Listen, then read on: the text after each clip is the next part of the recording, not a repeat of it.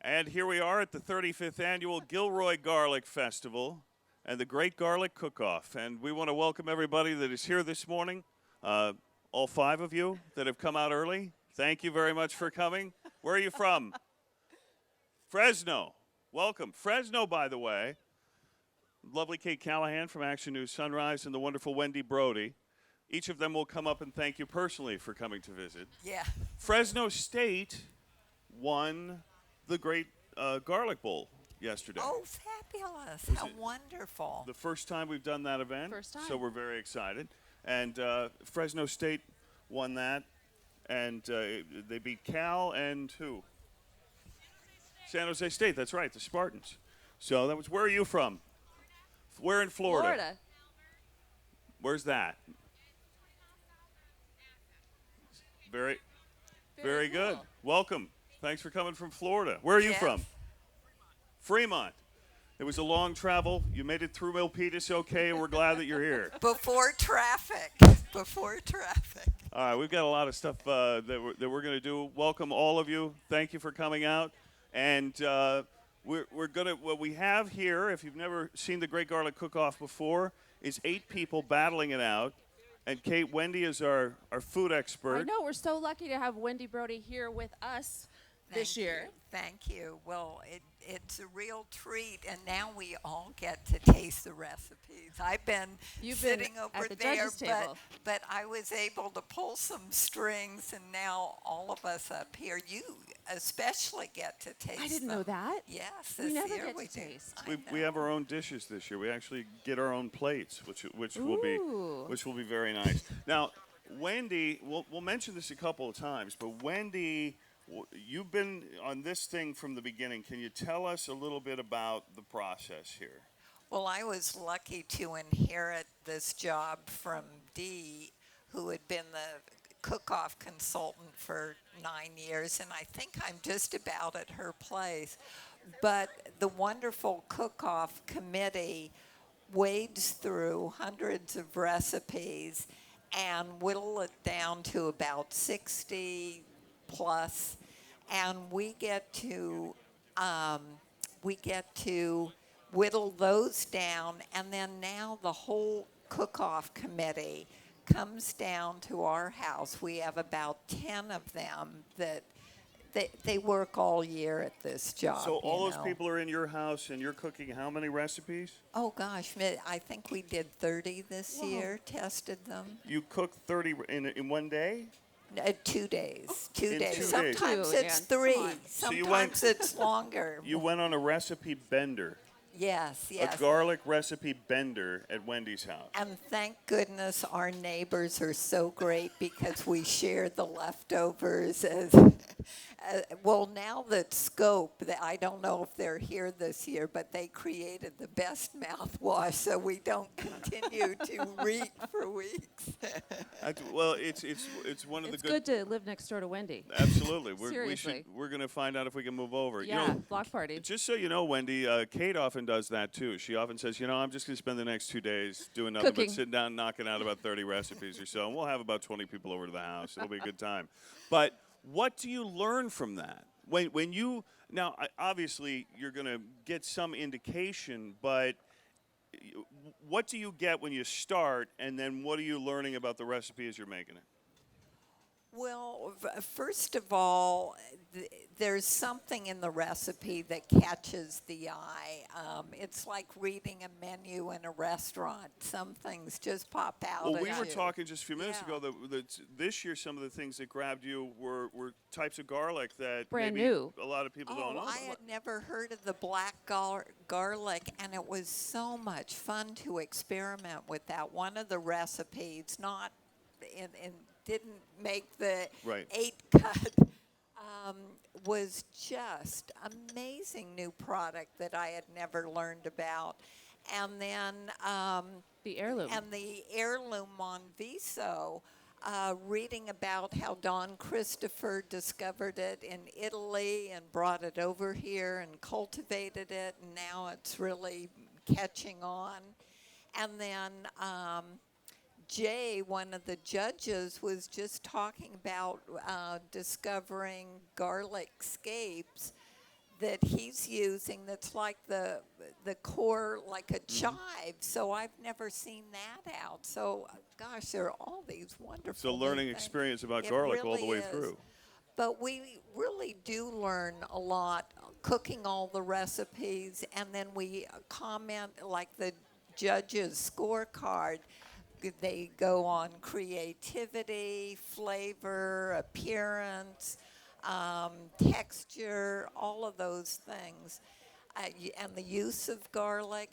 Well, we kind of do the same thing amongst ourselves, so it just doesn't fall on one person's judgment, which I think is important. We come from a variety of experiences and tastes, so collectively we come up with a lot of wonderful choices. Look up on the screen. Look at all that garlic. Wow. Oh, Now, Wendy, Looks how good. do you get from, so that's, there's 30 recipes you're making in your house with all of those people. And how do you get, now we have 8 here. We have our 8 finalists, and we're going to take you through and go through each of these recipes. We're going to break them down as all of this happens, and then everything's going to be brought up. And we'll talk more about the process in a little bit. But how do you get 30 to 8 is that's tough. oh, it's hard. It is very hard, and I feel so privileged to have the Garlic Festival team there because, but it's not until you cook it and taste it and collectively sample Is there it. a second cut, or do you just Yeah, go? we have a few alternates that we do, and I have to say we like to balance it so that not every recipe is a chicken recipe, Sure. not every one Right. is a soup. So there's a process of kind of dividing desserts and, Sure. and appetizers, meats, poultry, and So, picking the best of those different. so the 30 recipes get down to 8 with those people in your house over 2 days, and no one can leave Right. until you pick the 8. They're chained. That's it. Oh, absolutely. And this is what we have from it. So why don't we go through and meet these people and learn about these recipes one at a time? How's that? So let's. Sounds good. Who's number 1? Right over here. Our number 1 kitchen. Let's go. Katie, introduce us. Okay. And real quick, Kate, before you do that, Yes. some of you, those of you that are sitting over here, but we have something new this year. We actually have those of you on the sides, we have signage here so that you can actually see. This is Karen from Castle Rock right now, and you can actually see what she's cooking right there. Carnival-style fish sticks, which smell delicious, by the way, and we'll come back and talk about those in just a minute. But Kate, to introduce us to our contestants. All right, our contestant in the number 1 spot, which means her recipe is going to be the first one that the judges taste today, is Robin Kessler. Robin from Florida. How are you? I'm doing great. Tell us a little bit about what you're making. This is an Afrikaner butternut tart, and it has pan-roasted chickpeas, pan-roasted mushrooms, and then it has a sweet chili citrus drizzle to drizzle on top of it. What is Afrikaner? Afrikaner is a Southern African from South Africa, but I kind of melded South Africa and North Africa. There's a famous stew, North African stew, chickpea and butternut stew. So I kind of melded butternut tart, Northern Africa. So this is like United Nations here. It smells delicious, I gotta tell you. Now, you're being super exact with your cutting. Well, because I wanted to cut 10 pieces. And if you're cutting 8, that's pretty easy, but 10 gets a little bit hard. So, You're using a template. and when I do it at home, people don't usually interview me. Are you a little nervous? Have you done this before, different contests? No, this is my second cook-off ever. So, Well, Robin, good luck today. All right. All right, Dan? How about a big Congratulations, hand for you're in Robin? for a How about treat. that? Exactly. I tell you what, that's the other thing that a lot of people don't realize, that even though the crowds come in slowly and so on, for many of these people, they've never been in front, and there's a lot at stake here. We'll talk about the prizes and, of course, the coveted garlic crown, but there's a lot of pressure here. there is a lot of pressure on these chefs, and it's not easy. Let me tell you that. All right, Kate has our contestant number 2, and let's learn about what she is cooking and where she's from. Kate. All right, this is Mary Edwards from Long Beach, California. How you doing, Mary? Doing great. I'm so glad to be here. Congratulations on making this cut. This is huge. This is hundreds of recipes, and you're Well, I've been here to the Garlic Festival 4 times.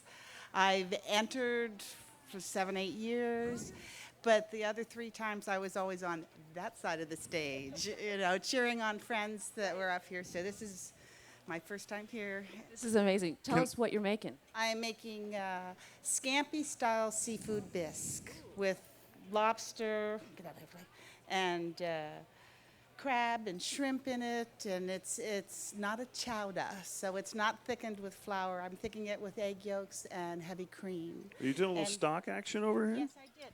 I used the lobster shells and the shrimp shells to make the stock with white wine and fresh herbs and a little lemon again. Really try and get that flavor. And lots of garlic and Put like 70 cloves of garlic in there.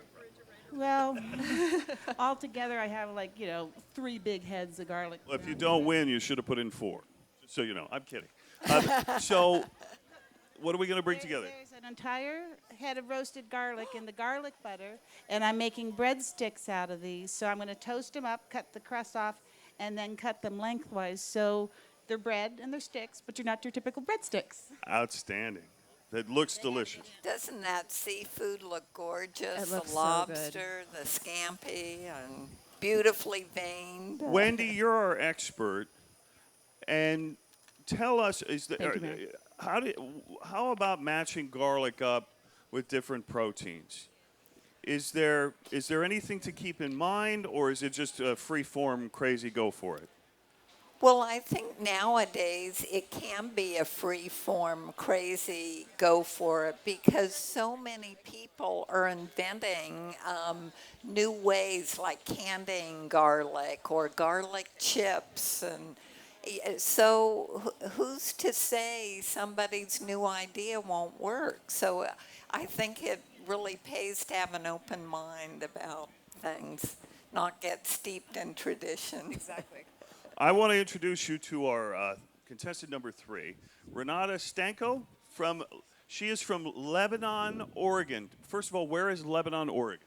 Lebanon, Oregon is in the Willamette Valley, and it's between Portland and Eugene in the Pretty Valley.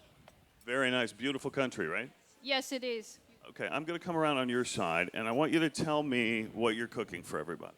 I'm cooking roasted garlic berry gazpacho with feta cheese and green peppercorns. Is this a recipe you came up with? Is it a family? How did this recipe come about? I just came up with it. I usually made the regular tomato gazpacho, but I just experimented with berries and figured it will go well with the roasted garlic. And what did you do to try and make sure? Are you doing extra garlic, or are you just hoping it balances out, or? Well, I also have sautéed garlic in it and some spicy Thai pepper, and soy sauce and a little honey and lime juice, and I think it all should come together just fine.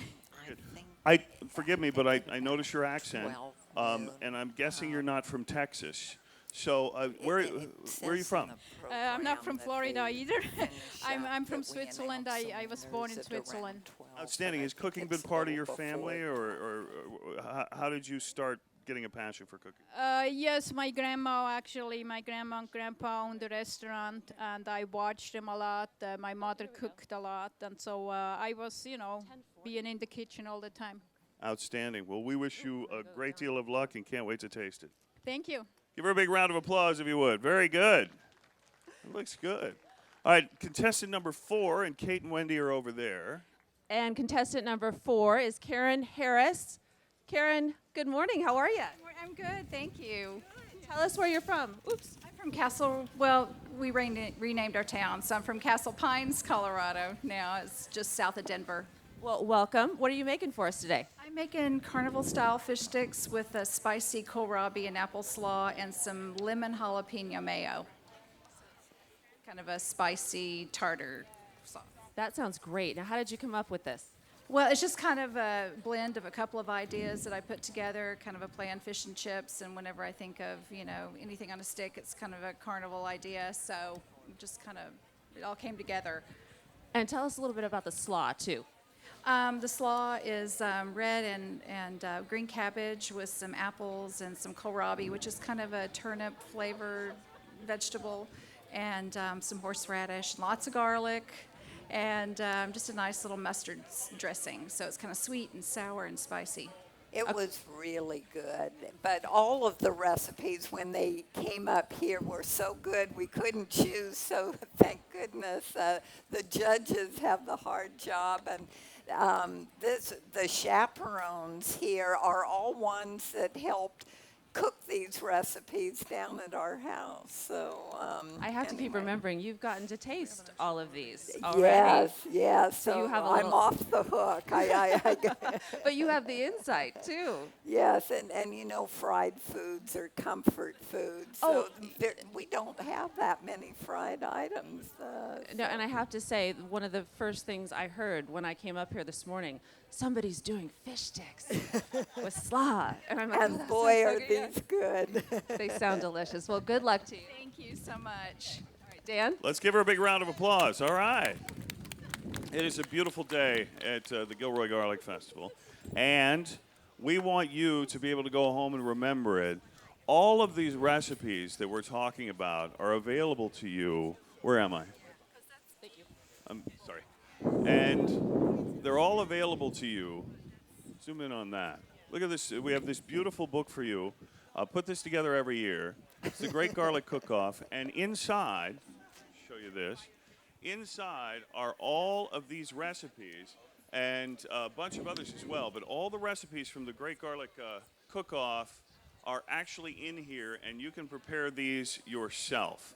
And also, while you're at it, and you can pick up one of these right outside, there's also a spot where you can fill out some information, and we're going to draw for an entire set of Calphalon cookware. So be sure, and this is the best thing to take. People grab these year after year, and all of a sudden, in just a few years, you have this great resource for fantastic garlic recipes.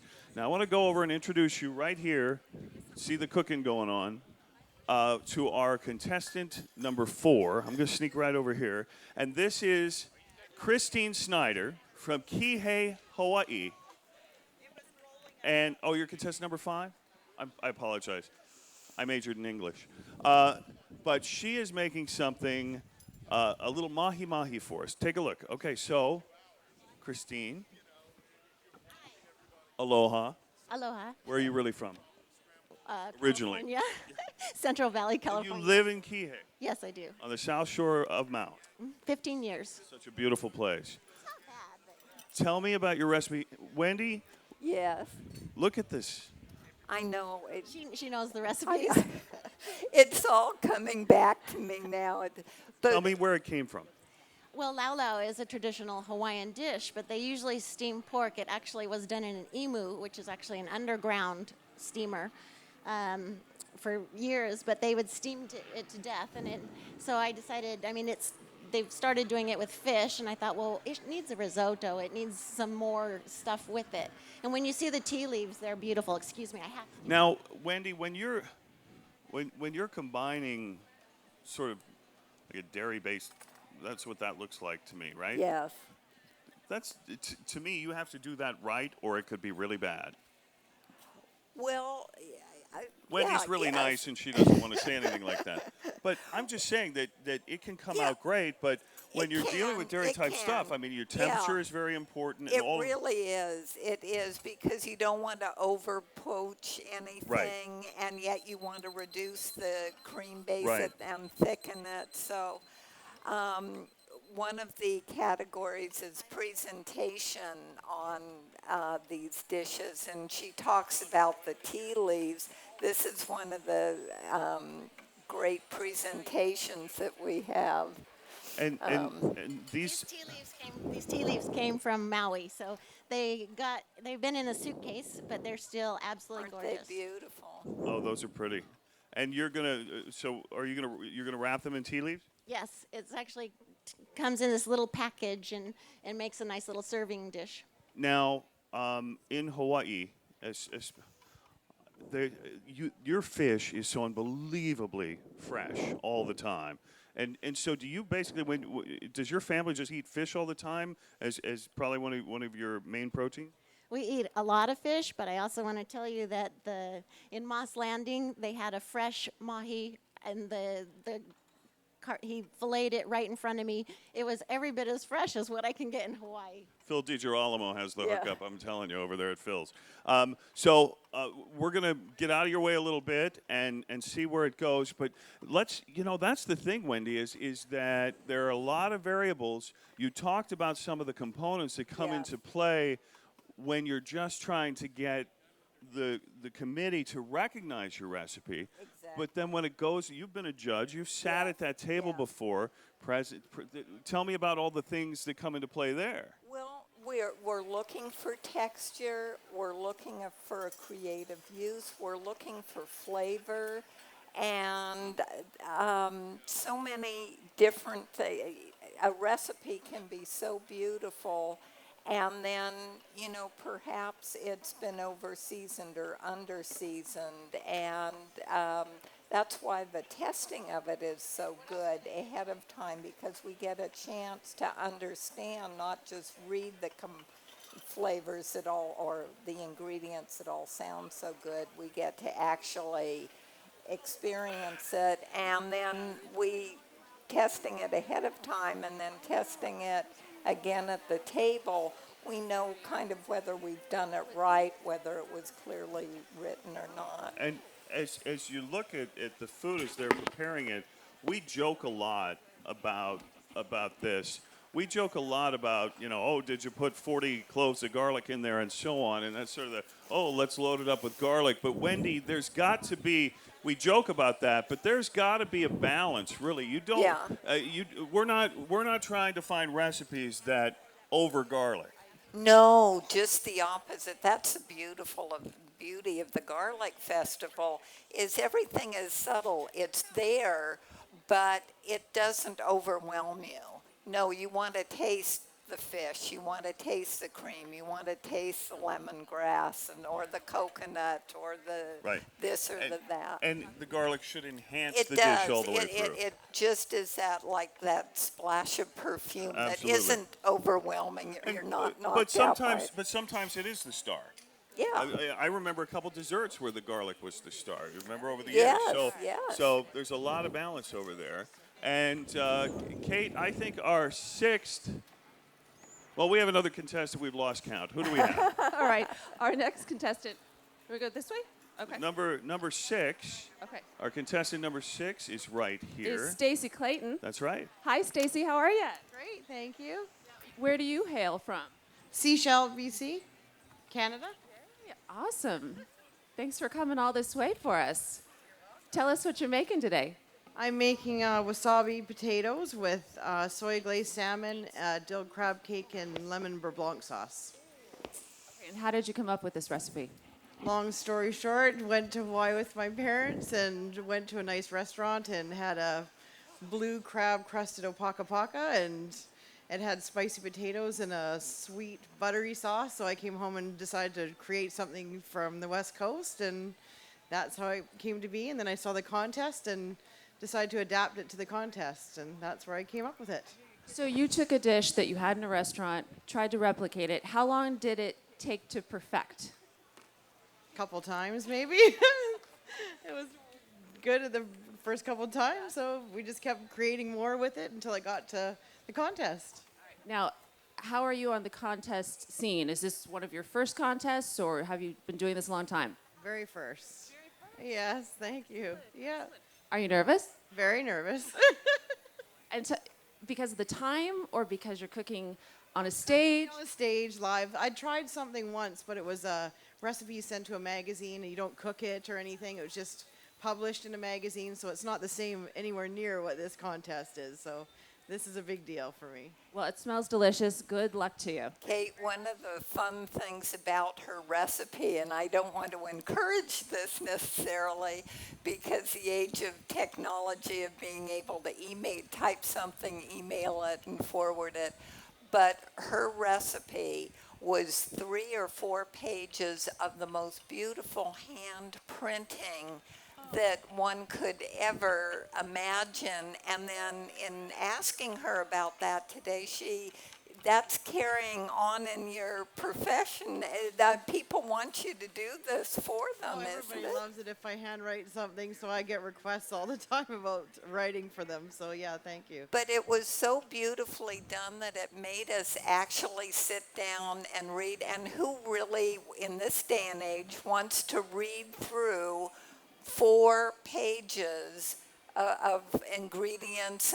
But it was perfect because you explained everything so clearly. It was just beautifully communicated. Thank you very much.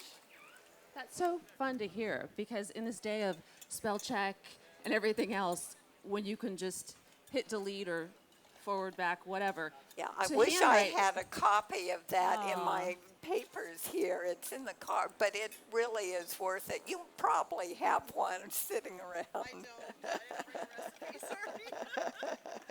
We'll have to find it. That's good. She Yeah. knows it by heart. All right, Stacy, thank you so much. Good luck. Okay, Dan? I want to introduce you to our contestant number 7. And Brian, I want to make sure I get your last name right. Is it Moyles? Brian Moyles is here. And we've got some preparation going on. We want you to see what Brian's doing. We have people from British Columbia, Canada. We have people from Florida. We have people from Hawaii here. Our contestants come from all over the globe, and they're brought here by the Garlic Festival so that you can see what they've done. And we're happy that we were able to bring Brian here today. Brian has come all the way from Morgan Hill to be here today. How was the trip? It was a brutal commute this morning.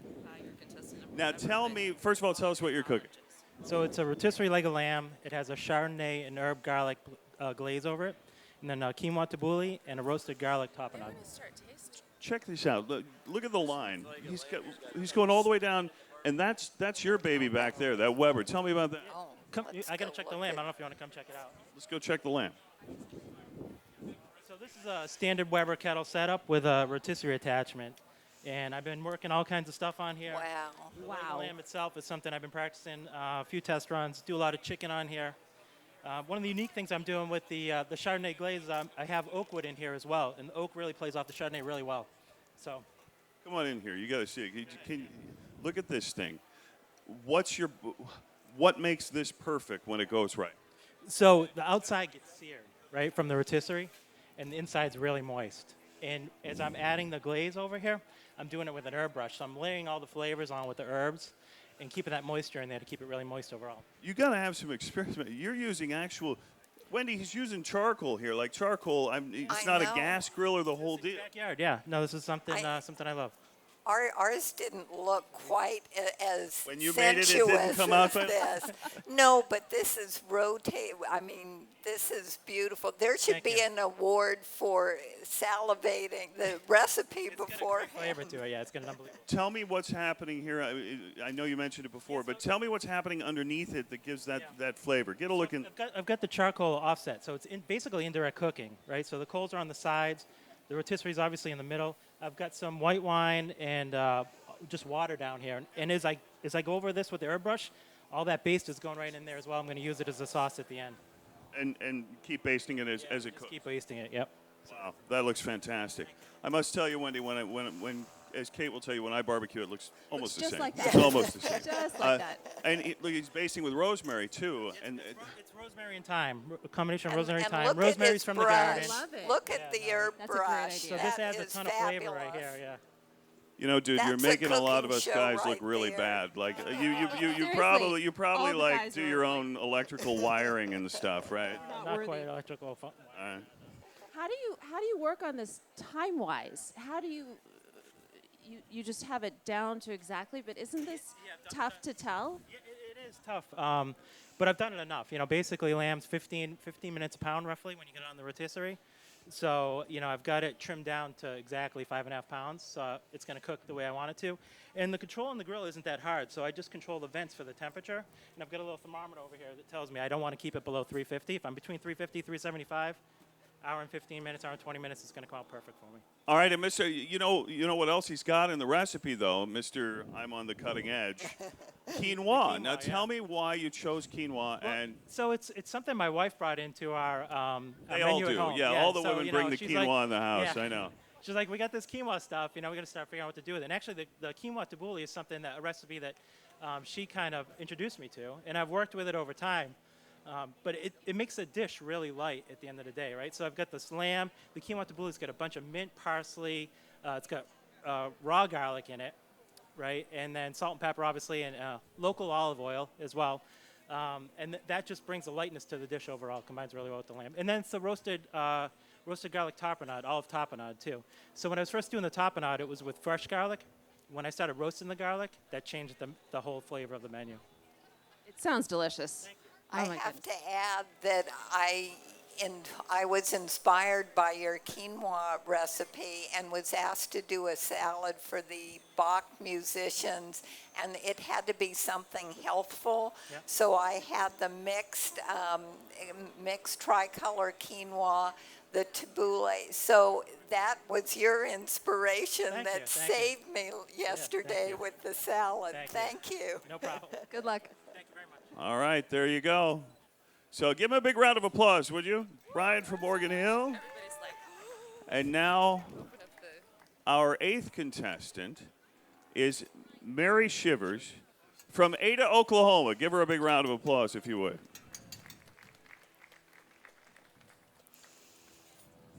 And are you okay? Yes. All right. Mary, welcome. Welcome. Thank you. I'm glad to be here. How are you? We're thrilled to have you. Tell us what you're cooking today. I'm going to cook Monviso and espresso rub steaks with maitre d' butter and smoky tarragon and garlic braised pearl onions. Steaks. Did you hear that? She's making steaks. There's no quinoa over here. I'm not knocking quinoa. I'm just saying. Okay? That's it. How'd you choose what cut? Can you show us your steaks? Yes, certainly. Look at those. I just chose ribeyes. I've made this several times, and I've used ribeyes, and I've also used New York strips. So. Tell me how did you come up with this recipe? Were you inspired by a family? Look, steak, bacon. Let's review. Steak, bacon, add garlic, all good. I'm not knocking quinoa. I'm just saying. So tell me where'd the recipe come from? I just went in the kitchen, and I like to try a lot of different rubs on steaks, and I kind of came up with this one. I had some espresso powder I wanted to use, and I also had some the arbol chili powder. I wanted to try that. So I just kind of put it all together. The bacon, I thought, gave a lot of flavor to the onions and the garlic that's going to be on the side, and the butter also has some garlic in it. So you just thought I'm gonna rub some little flavoring on the steaks. I'm gonna get some garlic and some bacon. Have you met my wife? I'd like you to meet my wife before you leave. I just you two should get together.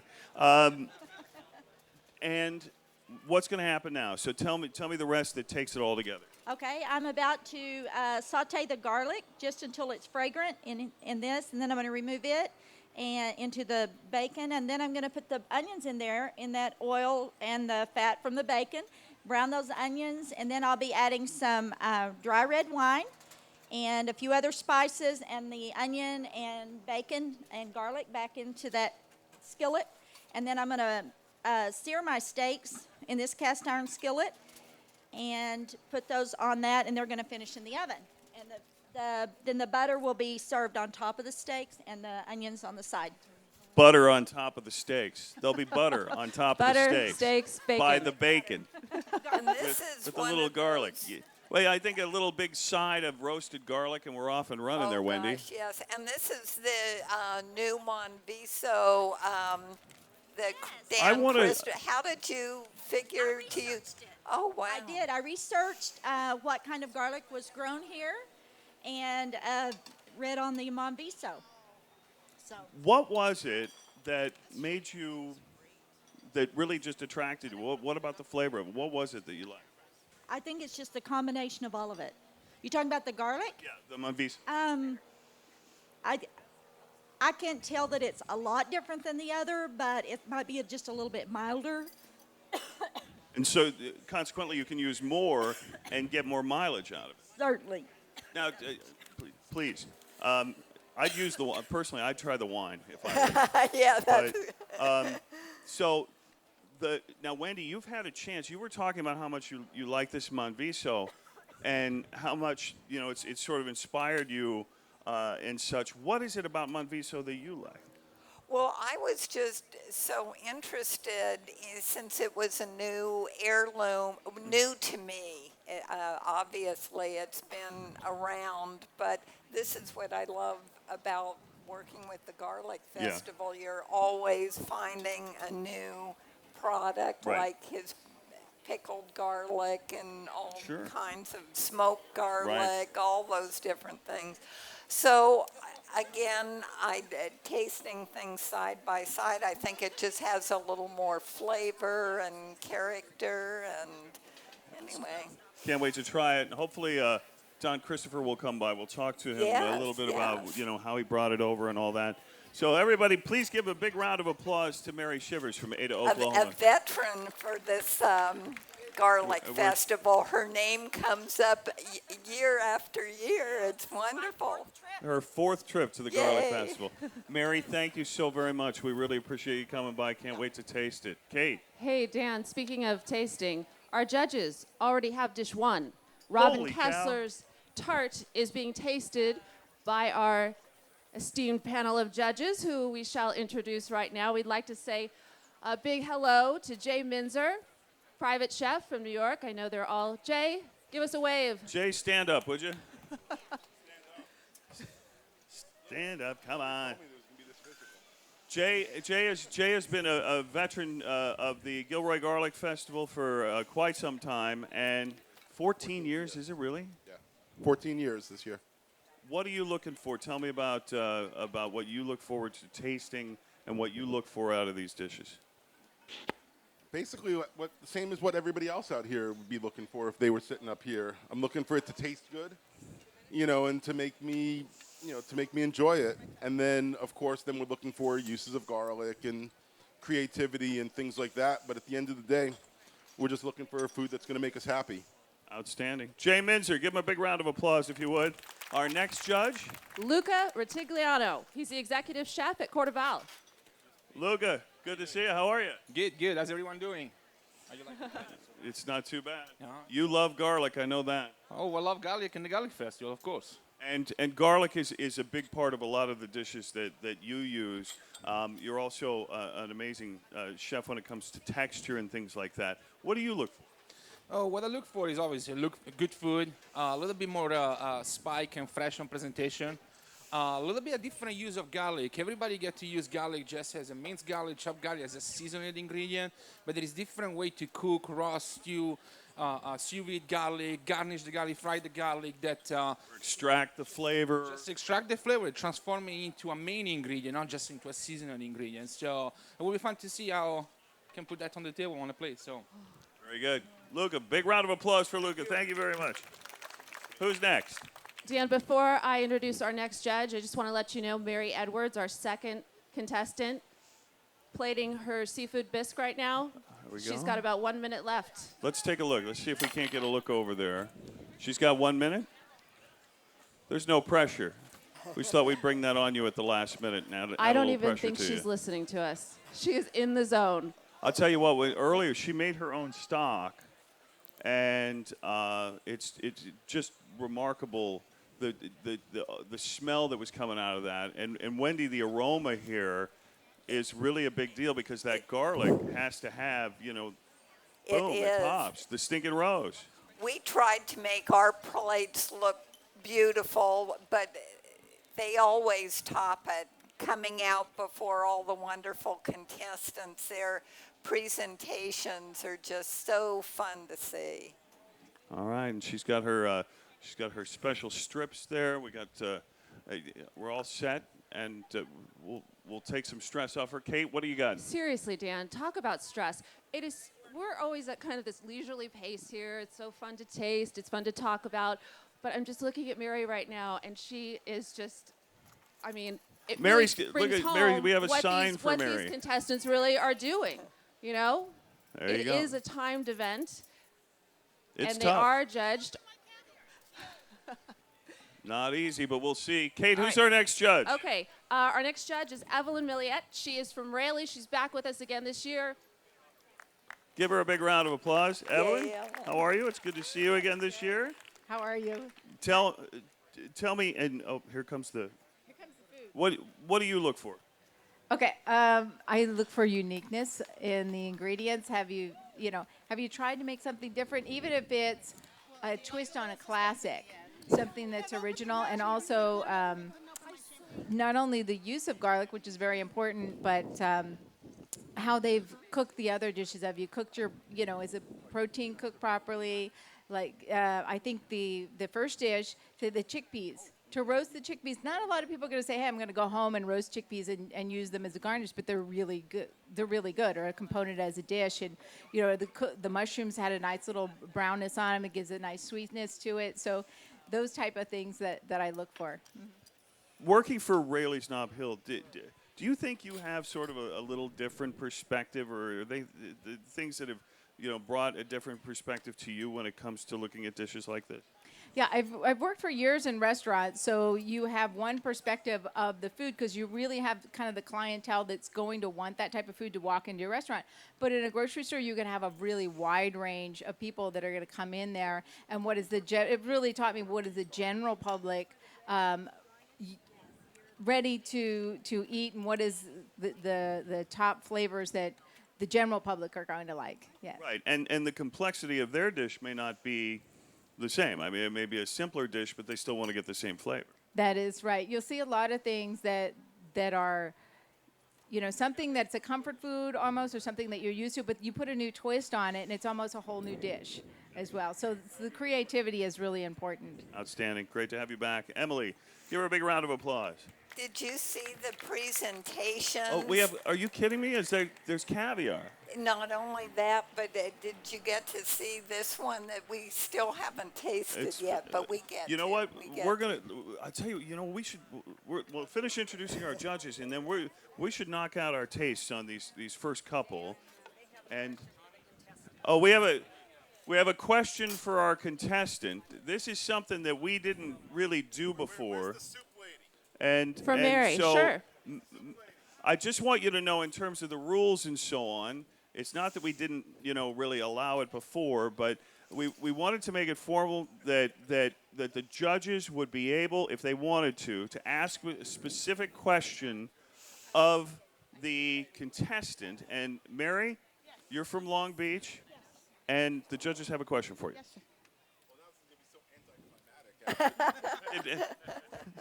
What are you going to ask her? What sign she is? What? Are you an Aquarius? No, it's an anticlimactic question after all that buildup. But the caviar garnish for the soup, what's the intention? Is it on the bread? Or are we supposed to mix it in the soup? What was your thought process? Just so we can eat it the way you want us to eat it. My thought process is it's optional. It's on the side. I'm chewing. Some people like caviar. Smart people like caviar. Some don't. It's great on the toast points. It's either or. It's your choice. Or both. I got Lucas here. You would put caviar inside or no? A little garnish on the top if you want. When I first made it, I did it with... He wants to know what you want. If you were making this... I would do both. Jay says they need more caviar. Wendy, when you guys fired this up, did you actually go out and get some caviar? Wendy, when you made this at home, did you guys actually broke out the caviar? We did. I got to get over to Wendy's house. Very good. Mary, thank you very much. All right, Kate, who's next? All right, Dan, thanks. Let's say hello now to our next judge today, Majid Barini from Mamma Mia's Italian Restaurants.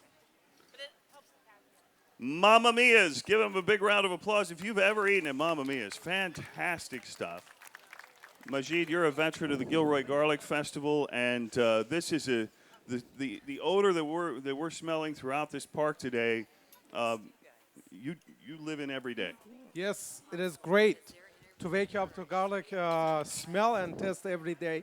Especially being in restaurant business, we deal with it from early in the morning till late at night, and it's great to see different way of using the garlic and in a different way, different texture. That's what I am looking for. And the recipes go somewhere. The winning recipes have gone into your restaurant. Yes, we have a section in our menu. Every year we take some of these recipes and incorporate in our menu. That way anybody comes in, they get to test some of these recipes here. And we make it almost the same way the contestant make it, just we need to adjust it a little bit. That way it's easier to make it at the restaurant in a timely manner. Now, your restaurants, your menu is heavily garlic based, and you're in the garlic capital of the world. What are you looking for? I'm looking for texture and presentation on all these dishes, and beside that, how the garlic is used. Because we use, as you mentioned, we use garlic day in and out, and a lot of them. I mean, a lot of garlic we use in the restaurant. But I like to see a different way of usage and different texture, how it is used in different dishes. Like, let's say one of them is the garlic that they roasted and then glazed it, and so it's completely different, is unique. Outstanding. Very good. We'll let you get to it. Majid from Mamma Mia's. All right, Dan, our final judge today is Adam Sanchez. He's from the Milius restaurant. Adam, outstanding. Much the same story at your place. First of all, for those who haven't been there, tell us about your restaurant. Well, we're a steak and seafood house. Originally started in 1885. It was George Milius, where we got the name from, and we named that back again. It's been the Harvest Time restaurant since the 70s, and when I bought it almost 3 years ago, we renamed it Milius. Outstanding. Tell me a little bit about what you look for, not only in your what your preferences are coming into this, with that type of restaurant when it comes to garlic. Well, I love garlic. I'm a big garlic fan, and so many people overuse garlic. And garlic is such a nice enhancement to any dish, and pretty much everything we have has garlic in it. But some of it's a little bit more noticeable than others, and some of them really, really highlight specifically just garlic. But yeah, it's texture, like Luca was saying. There's many, many different ways you can cook garlic, and it's fun to experiment with all of them. Outstanding. Thank you very much. Thank you. Adam, ladies and gentlemen, Milius Restaurant in beautiful Gilroy, California. Dan, we're just minutes away from the judges tasting recipe number 3 from Renata. The gazpacho is about to go out, I believe. Okay, let's take a look and see as she preps. Now, Wendy, Yes. you were talking about the gazpacho and also presentation. Yeah, Wow. look at that. Tell us about it, Wendy. Well, it was such a twist using fruit and garlic, and That's hard to do, though. It is. That's one of really those hard. stretch of the conventions. So that's what made this very interesting, and we thought, gosh, it's certainly worth a try.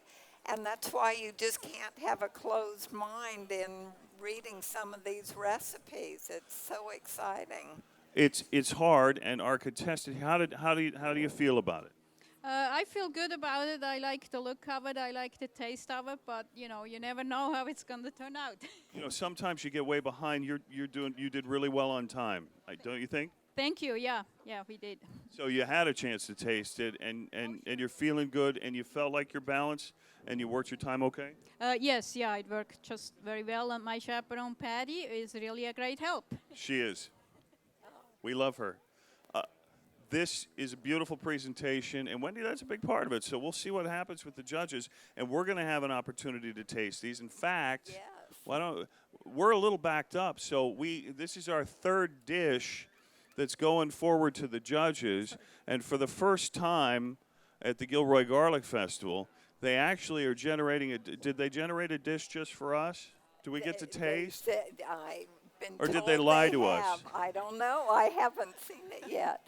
One of the rules is that they have to be completed with the recipe within 2 hours. So that's why it's very important when we're testing the recipes that it doesn't go longer than that, because then they can't fit it in the time frame. Right. Not that we might be a little slower, because, and we account for that since it's our first time making it, but that is one of the rules. So sometimes, like when there's been short ribs on the menu or braised items, a lot of the contestants will bring a pressure cooker, and that's why his rotisserie on the lamb, he needed to trim it down just to make sure it would fit within the time frame allotted.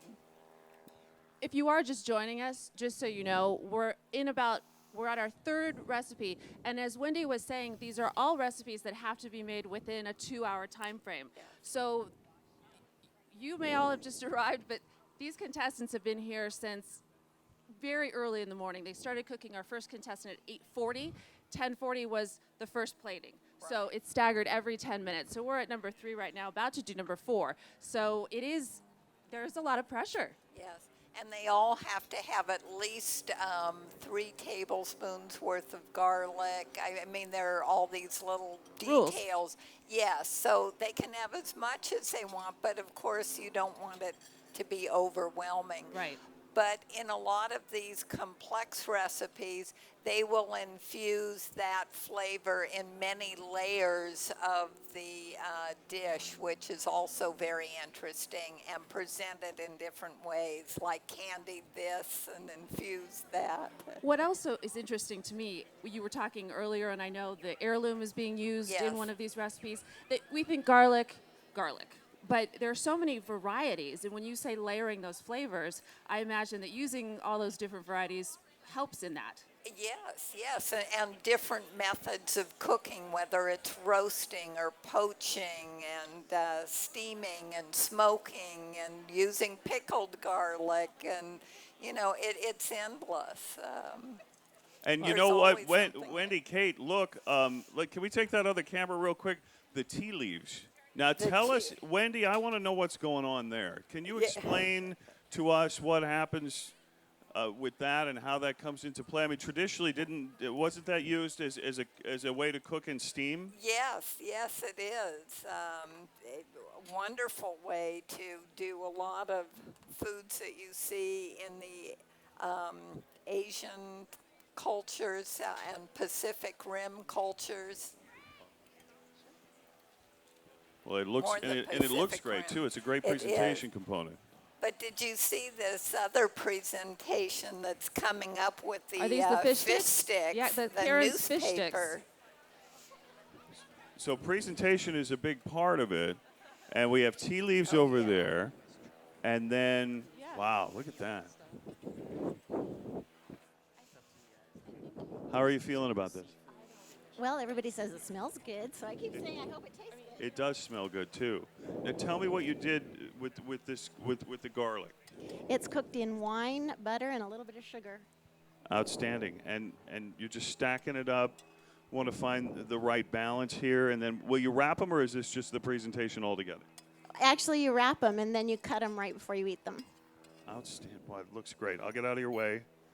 And that looks, I'll tell you what, that looks amazing, Wendy. And look at her Yeah. steaming. It all looks right so aesthetic. Right over with here, the the steaming and you finding out, how close you're going to be to the water and making sure that you get just the right amount of heat, because, too much, steam isn't uniform.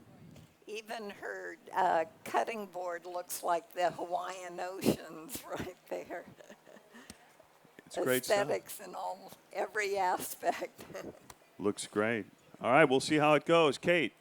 All right, Dan, thanks. We just want to take a brief moment and say a big thank you to all of our cook-off stage sponsors and friends, in particular Christopher Ranch, of course, and Rayleigh's, Bel Air, and Nob Hill Foods. Also, A big thank you to Rabobank. This list is very long this year, so I'm going to break it up into two. We want to say thank you to Syngenta Flowers, LJB Farms, Calphalon, of course, and we'll remind you later to pick up one of these recipe books because we're drawing for 2 sets of Calphalon every day.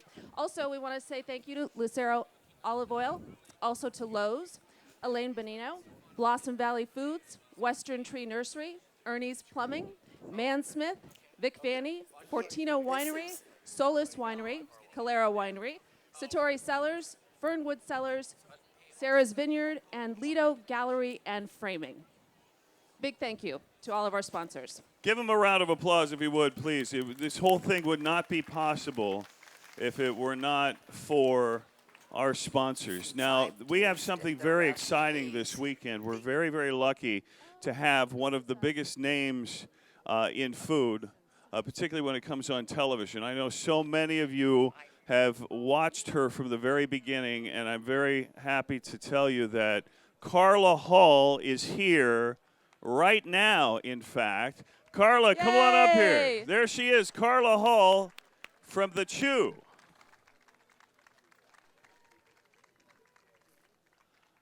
Carla, I can't tell you how happy we are to have you here. Well, I can't tell you how happy I am. I've already eaten just the weight of my feet in garlic so far, and oh my gosh, it's so good.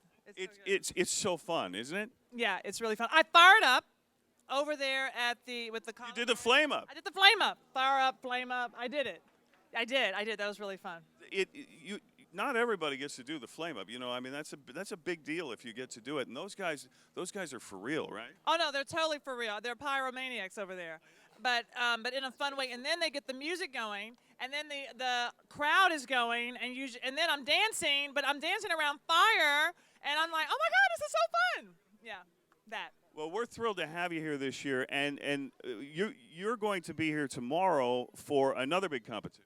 Yes, I'm going to be here tomorrow for the cook-off, and then I'm going to do a demo later. But I can't even tell you how amazing this setup is. This is pretty. Are you having like flashbacks from back in the day? You know, when the clock is running and they were going, Carla, come on, you. Oh, that's why it looked familiar. I couldn't forget it. I'm seeing all of these 6 little kitchens, and this is just what it's like, you know, in the Top Chef kitchen where you have all these little kitchens, and then the clock. Oh yeah. Now, thank you for bringing that up. Yeah, you have 30 seconds. Like, go, be fabulous. You have 10 seconds. Right now. I know. Go. Plate. Yes.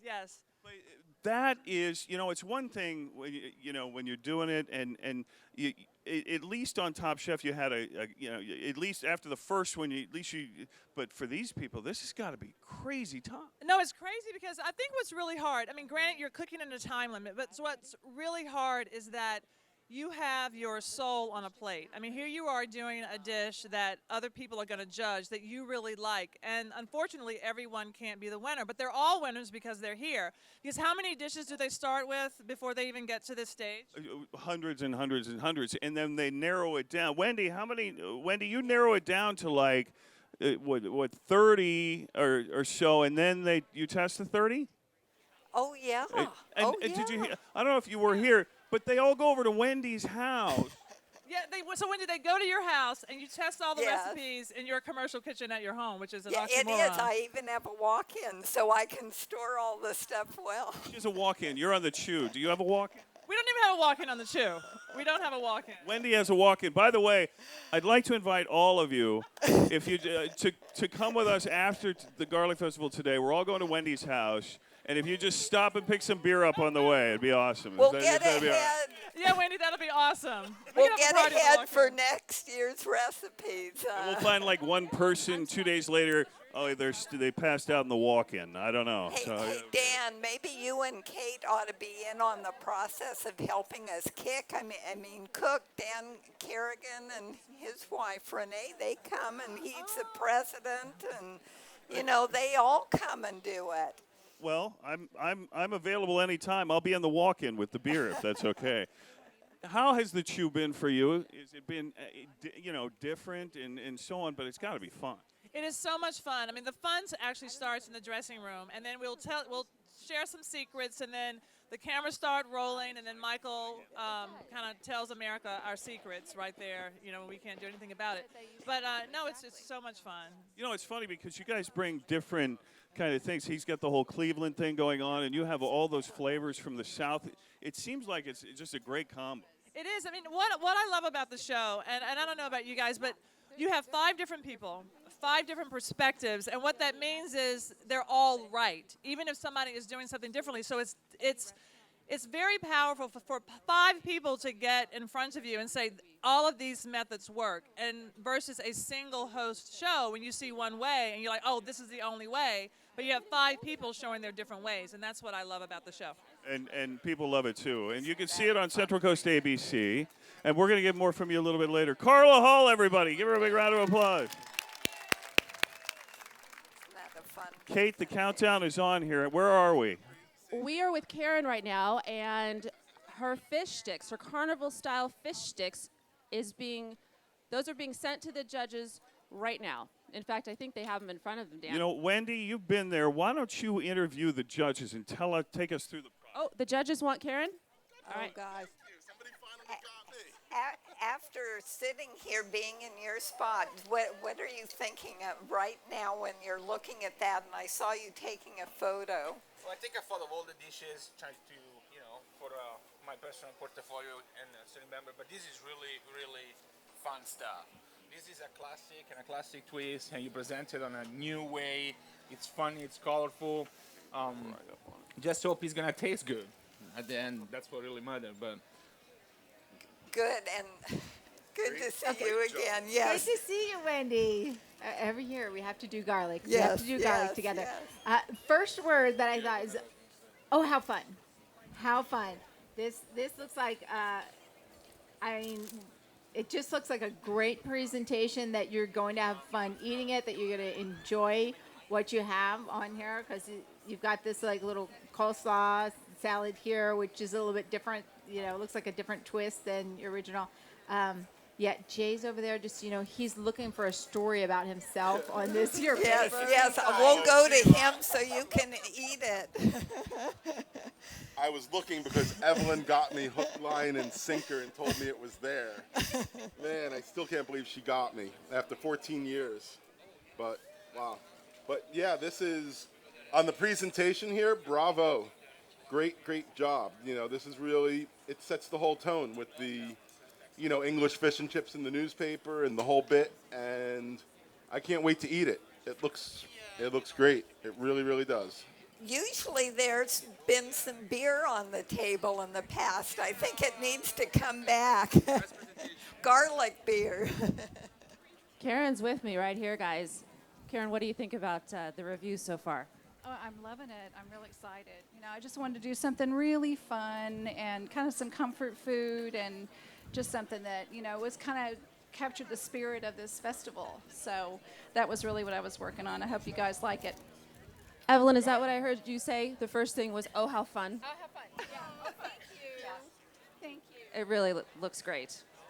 How are you feeling about it? Well, so far so good. I just like to see smiles, and that's, we were just talking about feeding people and feeding kids, and, it's so nice to feed people who like to eat, because I've got kids too, and it's a pretty rough job sometimes. Well, this is the incredible thing about food, how it unites people and evokes emotion, some with just sheer beauty, some with fun, some with all the emotions come out. So this is really important what you did today. We were just talking about that fish sticks, they bring you back. They take you back to childhood. It's comfort food.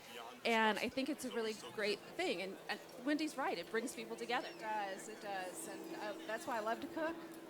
I'll tell you the thing that blew me away is how you got that kind of aircraft, ladies and gentlemen, incoming. Wow, They're dropping garlic on us right now.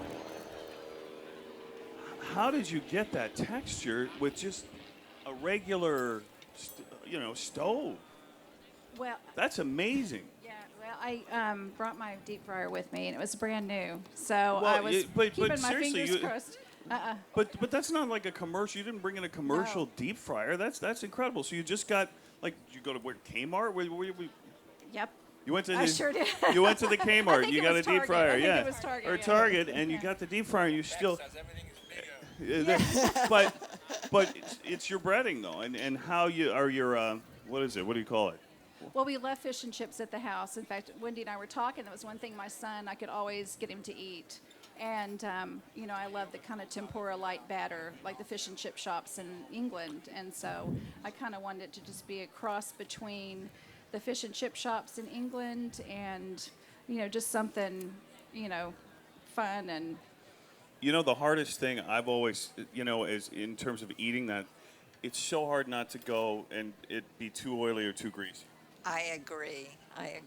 It's so hard finding that balance, isn't it? I want to know where you found this paper because Yes. I'm no good at cooking, but I can put things together, and I love this paper. Yeah.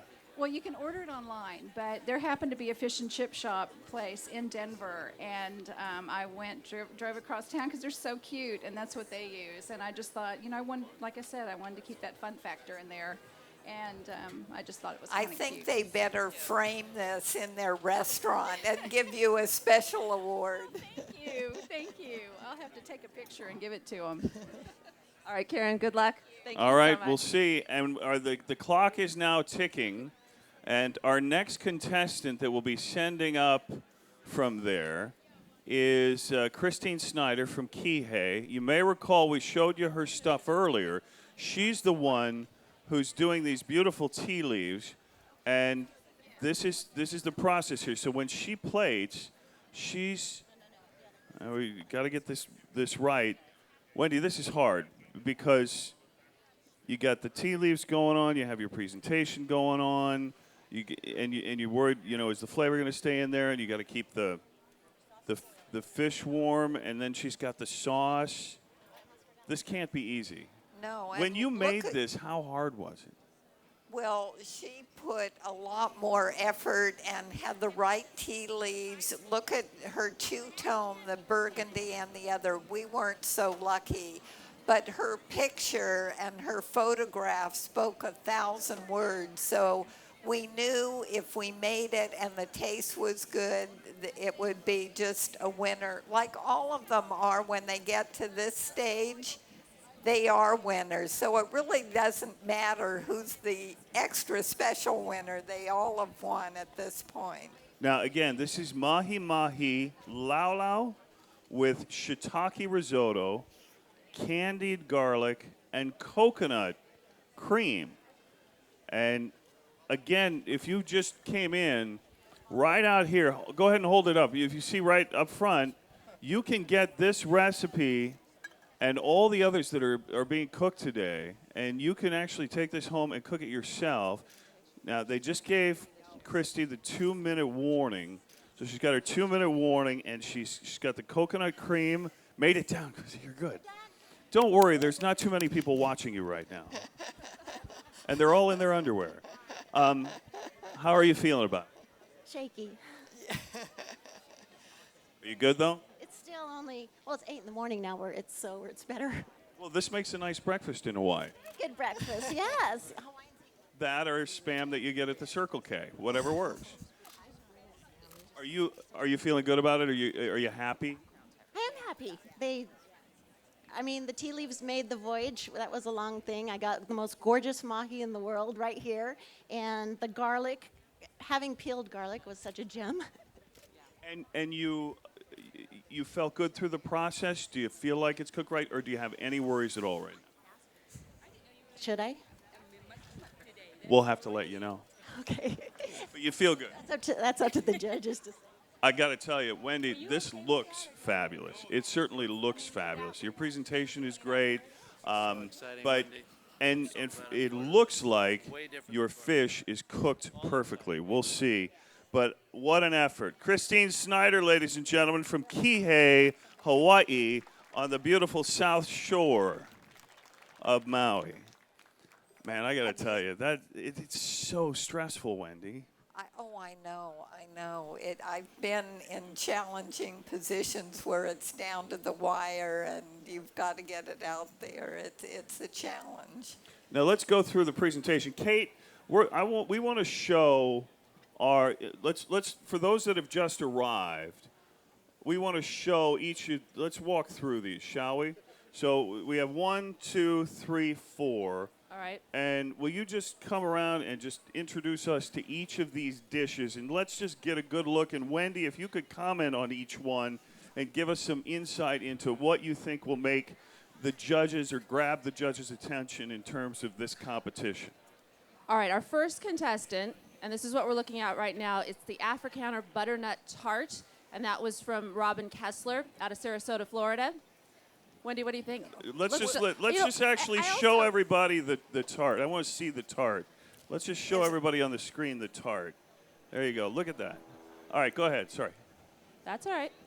Well, it's got so many wonderful components with the sweet chili drizzle, the chickpeas, the butternut, and she said it stems culturally from a traditional dish down in South Africa. I'm at a loss for words because almost all of these evoke different sensations each time that we tasted them. This was a little bit of an intellectual stretch, the garlic berry gazpacho. Now Kate, this is number 3. Tell us what we're going to bounce around a little bit. This is number 3. Tell us what that is. This is the roasted garlic berry gazpacho with Right. feta cheese and green peppercorns. This is from Renata Stanko. She's out of Lebanon, Oregon. And this is so interesting to me. It the was fruit delicious. And the garlic. You haven't tasted it yet. I haven't You tasted should. it yet. In fact, Dan, there's some to taste behind there. Have you tasted anything yet? Taste Let's the go tart. back. This is the tart. Have you guys tasted the tart yet? Not yet. Here, go, Yes, I have. No, this is your treat. We just had so much fun being This is the first thrilled time and they've allowed us. delighted with new taste sensations. I also have to say the What a garlic. presentations this year are amazing. Off the Aren't chart, they yeah. They really wonderful? are. They're so creative and so beautiful, and everything looks so fresh and bright and vibrant. It does. Do you like that, Dan? It I have to really tell does. you something. As a guy, there's a couple things I'm generally not crazy about. And I know a lot. I'm not saying that guys don't like curry, but I'm a guy that doesn't like curry at all. And there's curry in there, and that garlic balances that curry perfectly. And I would eat this all day. And you know I hate curry. Yeah, I do. And this is great. I mean, it's really good. Now I know why I like this dish because You love my curry. great-grandmother was born and raised in India, my mother in Shanghai, and my other grandmother in England. So all those flavors hit the spot. And it's a good balance. I mean, there's a reason. What I like about this dish particularly is there really is a reason for everything on this plate. I mean, you get a little with the crust. You get a little carb going on, but also there's a crunch to it, and then there's a balance, and then the fruit flavors sort of balance. There's a reason for everything here. And same thing with the gazpacho because you've got the sweetness of the fruit, you've got the crunch of the green peppercorn, and the saltiness of the feta cheese. So you're right. There's so many layers going on in a good recipe, a well-made one. And that's the key though, because how many times have you tasted a recipe that had a ton of layers that just didn't go right? You know what I mean? Mm-hmm. So the more layers you have, the more that can go wrong. But when they go right, boy, they really can go right. They do. Yeah. Kate, all right. You know what? Let's go to the other side. All right. What do we got We're here? going to We've keep got. going this way, or are we going to bounce? Here. Okay, so this right. is. This is from Mary Edwards, and this is the Scampi-style seafood bisque with garlic and herb breadsticks. Mary is our number 2 contestant. And Mary, it's not listed, but Mary also She busted out the caviar. busted and out the champagne. caviar. What kind of caviar is that? the expensive kind. She got the good stuff. She got the good stuff. She's no dummy. Mary's sucking up to the judges like there's no tomorrow. Judge. I'm not a judge, but you know. Don't be too sure. You know what? They gave us $100. We all get at least $100 that we can spend on our ingredients. I blew mine all on the props between the caviar and the champagne. But she's a smart lady, though. She's got go big or go home, she says. Mary from Long Beach. Give her a big round of applause. Mary. Yay! All right, we're going to move on over now real to... quick, oh, before we okay. do that, you know, I'll tell you, the other thing that's real difficult to do when you're doing a stew here is finding the balance, Wendy, on getting the right consistency. You don't want it too thick. You don't want it too runny. And that's hard when it comes to stews and bisques and the like. Yes, and what I love, again, she's gotten the smooth velvety in her basic soup. She's got the texture of the seafood, and all of them cook about the same, the shellfish. And then the smooth saltiness of the caviar, the sweetness of the other ingredients, and a little bit of crunch with the breadsticks. So again, a lot of those key elements that really give you a full mouthfeel. You know, and speaking of all these recipes, we want to remind everybody that all of the recipes and more, but all of them that you see here today being made are in this year's cookbook, which is only $7. So if you really are interested in trying to make these at home, this is definitely something to pick up. And they have a lot of the judges' recipe. I mean, it goes beyond just this. It's a wonderful addition to any cookbook's library. And there's something else really cool about this cookbook. In the back of the cookbook, there's a little entry thing. And Kate, what do you win? Well, we're giving away Calphalon. We're doing 2 drawings of a full set. We have 2 full sets of Calphalon this year? Wow. No, each day. So Each day? between 3 and 4 o'clock, you don't need to be present to win, but just fill this out. And I do want to sneak over and show you because the box can look a little hidden. Sorry, guys. Ladies and gentlemen, if you could please take a look at your phones and your watches and mark the date and time as my wife is getting extremely close to cookware. Well, actually, I don't think we have the cookware out. It's the box I want to draw your attention to. Oh, so because you actually won't be close to I cookware won't be then. close to cookware. All right, everyone's safe. You can all relax now. Anyway, this is where you need to drop these entry forms. So don't forget, on your way out, after you pick up a cookbook, put that in there. And again, you don't need to be present to win. We'll contact you. Awesome. And the Calphalon is just amazing stuff. All right, Wendy and Kate, what's next? All right, we're back to talking about the carnival-style fish sticks from Karen Harris out of Castle well, it's not Castle Rock. Karen said they changed the name of their town. Well, she's from Colorado, and she made fish sticks for us today. And the presentation on this, crazy cute. Yes, and fun, happiness, comfort food, everything just popped up. And with the apples and the sweet kohlrabi, just a wonderful twist on slaw. I just remember we were all so happy eating this, and the fun popsicle sticks. Yes, and the paper. Yes, and love her this. presentation just was so much fun. So Really you've is got to adorable. try that. All right, so, And then the tea leaves are and now tell me, presented. Wendy, it's Lao Lao? Is that how we pronounce this? I know you guys were mostly over there. This is from Christine Snyder. She's from Kihei, Hawaii, and she made the mahi mahi Lao Lao with shiitake risotto, candied garlic, and coconut cream. And this is the very latest that the judges have tasted. Yes. So what do you think about this, Wendy? Oh, exquisite presentation, and they're actually cooked in the tea leaves and then presented in them with the front folded down. And it just melted in your mouth. It's and, so beautiful. You know, they say we eat with our eyes first. So, you know, it's how does a winner get picked? Each one of those scores are going to be added up, and they're going to be so close this year. This is going to be tough this year. Very. Wendy, I have a question for you. Yes. And maybe you guys asked Christine earlier. The garlic in this dish is significant.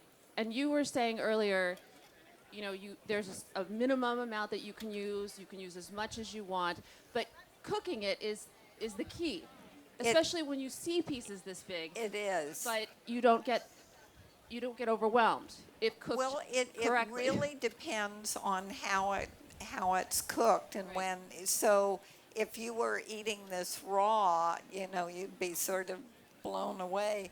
But when they poached it and candied it and done all these very unusual treatments, it just mellows it and it becomes a delicious thing to eat. So interesting. And Hey. not to mention all the health benefits of Oh, I garlic. know. We forget that aspect. So And as wasn't much there a as our craze at one bodies point can where, take, where the people more were we eating should it raw? have, yes. You know, you don't want to be around those people, but good for you. Now, Dan, where are next, you? I want to tell you that next up, you've seen the first four. Those are the first four. And the next one to Five. come out, those are the first five, I'm sorry. That's all right. Those are the first five. And the next one to come out will be from Mary Shivers from Ada, Oklahoma. And Mary is, one more, huh? Oh, you're last. I'm sorry. You're next. I apologize. There's a shift. But Mary, while you're here, Mary has 20 minutes. I want you to meet Don Christopher from Christopher Ranch is here, everybody. Give him a big round of Awesome. applause. Now, you actually, first of all, tell everybody what you're cooking. I'm cooking Monviso and espresso rub steaks with maitre d' hotel butter and smoky tarragon and garlic braised pearl onions. Outstanding. And when she says Monviso, now some of you may not be familiar with that, and that's what this is. This is Christopher Ranch, California heirloom Monviso peeled garlic. And the man who brought it here is right here, Don Christopher, everyone. Hello, everybody. I'll tell you a little bit about Monviso. We started the garlic business about 50 years ago, and we used a lot of different garlics from different places in Nevada and California, and nothing we had worked really well to have a real good crop and nice and smooth and all packable. And then when we came upon this one lot, and we found out that it came from Italy, like almost all the late garlic did, and we kept working with it, and we call it our Lot 47 lot. And after, 40 years or whatever it is, you're allowed to have an heirloom garlic. And that's what we have. We have never lost this seed. It goes up to Nevada, and then it comes back. And so we never lose it. We make it stronger by taking it up to Nevada, then it goes to Oregon, and then it comes to California. And that's how we make the very best. Now, And when you say you make it stronger, explain that to me, and how do you do that? the weather up north is really cold, and so the garlic grows after it warms up, like in February, March, and so it only has like 4 or 5 months to grow. When we come down here, the day we plant it, the weather is good enough for it to start to grow. So it has a 9 months time to get bigger and stronger and better, and that's what we do. So you're giving birth to this garlic in 9 months, in essence. But tell me about the heritage. I mean, it says heirloom. There is a lot of heritage to this seed, the seed that this came from. Well, anytime you have something that you continue keeping playing in the same fields that we grow in different fields in the area, but it's able to be then heirloom. And it's like 40, 45 years. When we know it came from France or from Italy. Italy, yes, thank you. And we know it came from far north. And so we picked out the city that we thought it came from, and that's what we used. So, Don, tell me a little bit about, if you would. There's you make so many different packages, different types of garlic packaged in different ways, served up in different way, whether it's crushed and so on and so forth. But when it comes to a variety of garlic, what are you trying to, as a company, present to the consumer in terms of giving them flexibility when they're cooking, and what do you think that Monviso brings to the table, and what does your other stuff do, and what do you look for maybe a future type of garlic? we look for something that'll last a long time. We put garlic in CA cold storage, and we actually pack it for a whole year out of cold storage, so we always have Monviso available. This is a late variety garlic that We grow in fields that we don't grow any other garlic. We're very careful with it, and now almost all of our late garlic is Monviso. When we get to the early garlic, it's not Monviso, and so we have to have a different container, and that's what we do. We're very careful with what we do. And when you look at garlics to whether it's black or whatever, and you decide what you want to get into, how do you make that determination? When we pack the garlic, so much goes in for what we call commercial, which we use for peeling and for crushing and so forth.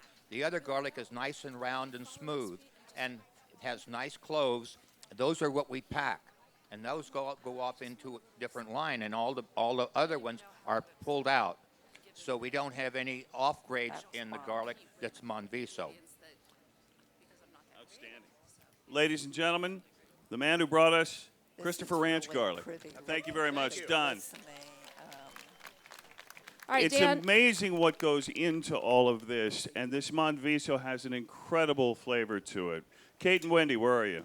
We're over here, Dan. We're with Stacy Clayton. She just finished her dish. Stacy, oh, there you are. No, that's okay. Dish looks fantastic. You're our next contestant to go before the judges. How do you feel about it? Excited. Curious what they have to say about the dish. Yeah, sure. How do you feel it turned out? Okay. I just want to hear from other people first before I say anything. Oh, my goodness. It looks delicious. Did we get a picture of this, you guys? Look at the glisten. I mean, it just looks like the lamb on the barbecue. You just even the bees like it. It's so beautiful. You're trying to get me stung. No, it looks delicious. It really does. And again, this is a recipe that you ate in a restaurant and you just went home and whipped it up. Right. Well, it's a different version, West Coast version of a Hawaiian dish. So that's just what we have at home to work with. So it's great. What are these? What's going on? Beets. Like they're just light red like beets. The candy They're cane and those are like yellow beets and pink beets. It really looks delicious. All right, judges. Dan, do the judges have Stacy's dish right now? I think that's what they're tasting. Excellent, thank you. Going to be presented. We're taking Stacy's dish here. Did you guys have it, or are you going to get it here in a second? So right now, this is. You just had they just had the crab and the salmon. What'd you think? It was good. All the dishes are good so far. It's going to be tough. All these are hard. And one thing Jay said, he said you had surf and surf this time. Yeah, it was surf and surf. It was great. It was a delicious dish. That's not gonna hurt him. Surf and surf. Like, do you think maybe a different protein, or you're okay? Oh no, it was all good. It really was. It was a great combination, and the way she layered it up, it was a nice dish. And what little people don't know is, and we have the opportunity. They encourage us. We want to talk to the contestants a little bit about their dishes before, find out their inspiration and things that they've done. The beurre blanc on the dish, she actually invented the beurre blanc on her own, but then she found out through research that she had actually made a beurre blanc. So we need to give her a hand because she invented beurre blanc. You know, was she the first to invent beurre blanc? No, but still, she invented beurre blanc. So we're going to give it up to her. How, Emily, you've done this a bunch of times. Is this a tough year so far? Yeah, you got sometimes, it's straight across. Sometimes you got ups and downs. So we're 6 through. We got 2 more to go. So I can't wait to taste them.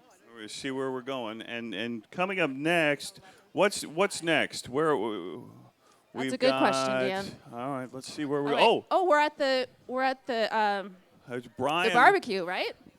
Those of you that just got here, ladies and gentlemen, say hi to Brian from Morgan Hill. Give him a big round of applause if you would. Brian has. You're plated, right? I'm done. You're all good. You're ahead of the game. Tell me about your dish first of all. Those that just got here. Sure. So it's a rotisserie leg of lamb and a Chardonnay garlic herb glaze. It's got a quinoa tabbouleh on the side, and then roasted garlic olive tapenade, and I got a little toasted bread and roasted garlic on the side there for some garnish. Are you a married man, are you? I am, yes, yeah. Happily. You just whip this up for the wife when she comes home every night? That's how I stay out of trouble right there. Wow, you are an impressive guy. Those of you that weren't here before, Now, Brian, literally, let's. I don't know if you can take a look at this. Brian, come on over. Take us through this one more time for those who just got here. He took this lamb, and this all started with just, I'm talking regular charcoal, and look at how you laid it in. Tell us what you did. Sure. So I have charcoal in here, and actually I counted the amount of coals that goes in here so I can control the temperature. Counted the coal. Yeah, so you get about 10 degrees out of each coal, so it's 35 on the side, and I lit 30. So that's going to keep the grill at 375, pretty much spot on. Then I had the rotisserie attachment for the Weber, ran that, and in here is some oak wood as well, which plays off the Chardonnay and the glaze that I have. So you got that going. You also had a pan underneath where you put for the drippings, and then you were. Yeah, so I reduced that with a little bit of stock, and that's over the top of the meat right there. All right, let's go over. I want you to show us exactly what you did over here, and this was his world. Now you had your reduction, you had so on. So here's the lamb right here. I had the reduction going. Just grilled a little lemon for some garnish, and everything else is a mess basically, but we pulled it off. I want to take a look and see. Look at that pretty much. Let's go ahead and take a look at that. Is cooked. You did that on a Weber rotisserie. Will you look at that color? Look at that. And you trimmed this back from what you would normally have done. Yeah, I did. So when I got the leg of lamb, it was about 7 pounds, but I wanted to cook it just over 5 pounds. So I really cut it down, trimmed it. Of course, a lot of it was a presentation. I wanted to get the sizing that I wanted so I could have perfect slices on the plates. Wendy, do you see how this is cooked? I got to tell you, I mean, I don't care what you have at a professional restaurant or whatever. He did this with a Weber grill and like regular charcoal briquettes. Well, I know so many of the open kitchens have the mesquite grills in them, and they are trying to replicate what you do at home in the kitchen. But I hear you do a lot of this at home yourself. Yeah, but people are usually injured when that happens. But Brian, tell me something though. You wouldn't, even if you had, I can tell you're a guy who wouldn't give up that Weber anyway, because you love the flavor that comes out of that thing. So I've had that Weber for 3 years. It's perfectly seasoned. I only cook steak and lamb in it, right? So it's got to have that seasoning going. Hickory wood and oak wood, that's it. Maybe a touch of apple. So it's used for that purpose. Tell me about that reduction that you made. So the reduction was beef stock. We had actually made bone broth at home, and then I added that with the drippings from the lamb itself and reduced it a little bit more to add some intensity to the flavor. All right, those of you, if you're a guy, there's been that moment sometime in the past 3 to 5 years where your wife has come home and said, and you said to her, what is that, and is it edible? And she said yes, and you would say, what is it? And she would say, quinoa. And you've taken quinoa, which the first time I ever had it, it actually wasn't cooked very well, and it didn't have a lot of flavor, and you've taken this and done something really amazing with quinoa. And I know people that make great quinoa all the time, but tell me what you did with it. Yeah, so I added, it's a tabbouleh salad, and basically if you go to a Mediterranean restaurant, you get tabbouleh salad, and it has bulgur wheat in it, right? So we switched out the bulgur wheat for the quinoa. It's a little bit easier to digest, a lot more protein.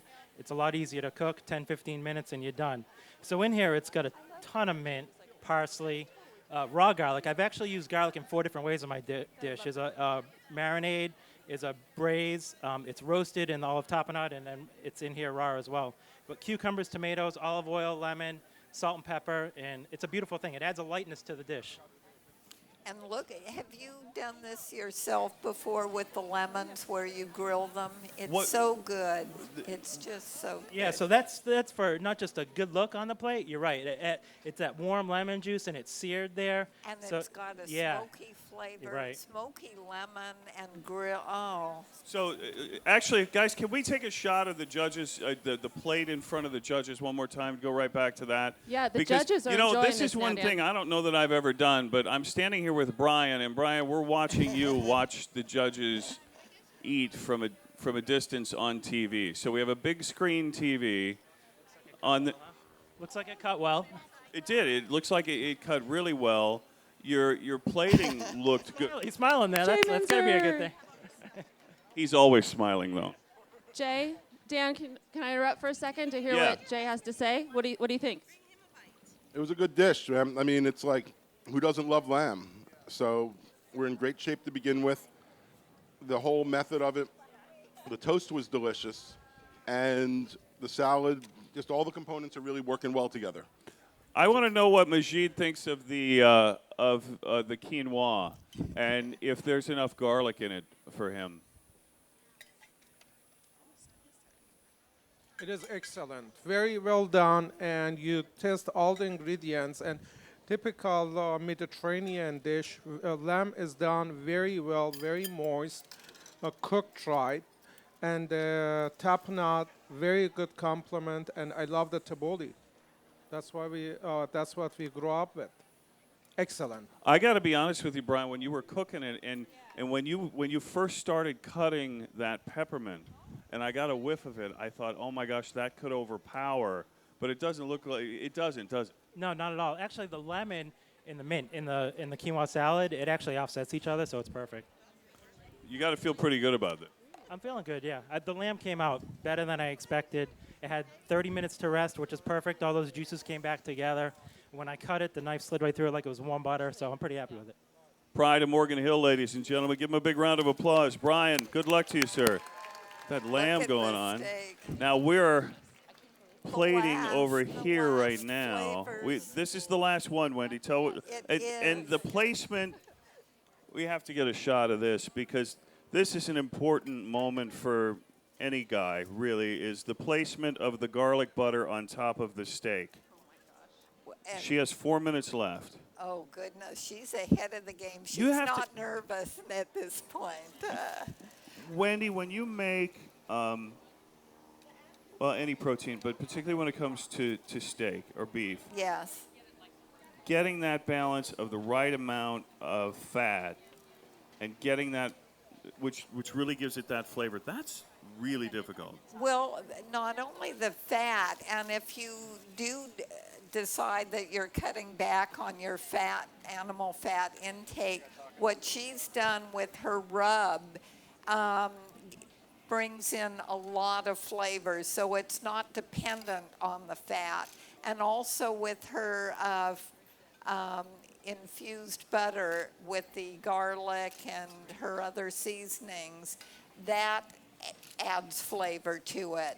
So as wonderful as fat tastes, especially in bacon that she has in this, she's getting the flavors in her seasonings, in her cooking methods, as well as just fat. and she's got, I think, maybe like a minute here, and all's good, Mayor. And this presentation, balancing with the garlic, and I'm sorry, that's a nice combination to me. Garlic, butter, bacon and steak. That sort of just makes me happy just saying it. But that rub is what's going to make this thing pop, though, right? It is. And really, her sauteed combination, all of it. I mean, the butter is going to, the garnishes of the pearl onions and the garlic and the bacon and the rub. And she has 2 minutes, so you're all in the good. Mayor, how do you think it came out? Came out great. I had a great helper. Thank you, Aaron. And you also used that Monviso. We were talking about with Don Christopher, the Monviso garlic. Have you tasted it? Do you think you got enough of the garlic flavor? Do you have the balance you want? I think so. Erin tried it a while ago, and she said it was great. It's all about the wine. It's all about the wine.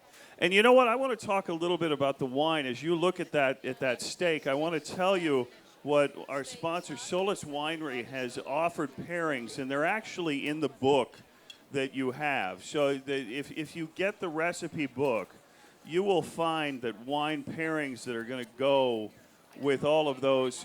We have suggestions for you that our group has actually gone through each of these dishes to try and find the right pairing to go with it. Well, they all got together at Wendy's house, and over 2 days, how many recipes did you make? Well, about 30 this year we cooked. So that was day in, all day for a couple of days, and they were so amazing to drive all the way down to our neck of the woods to cook up a storm.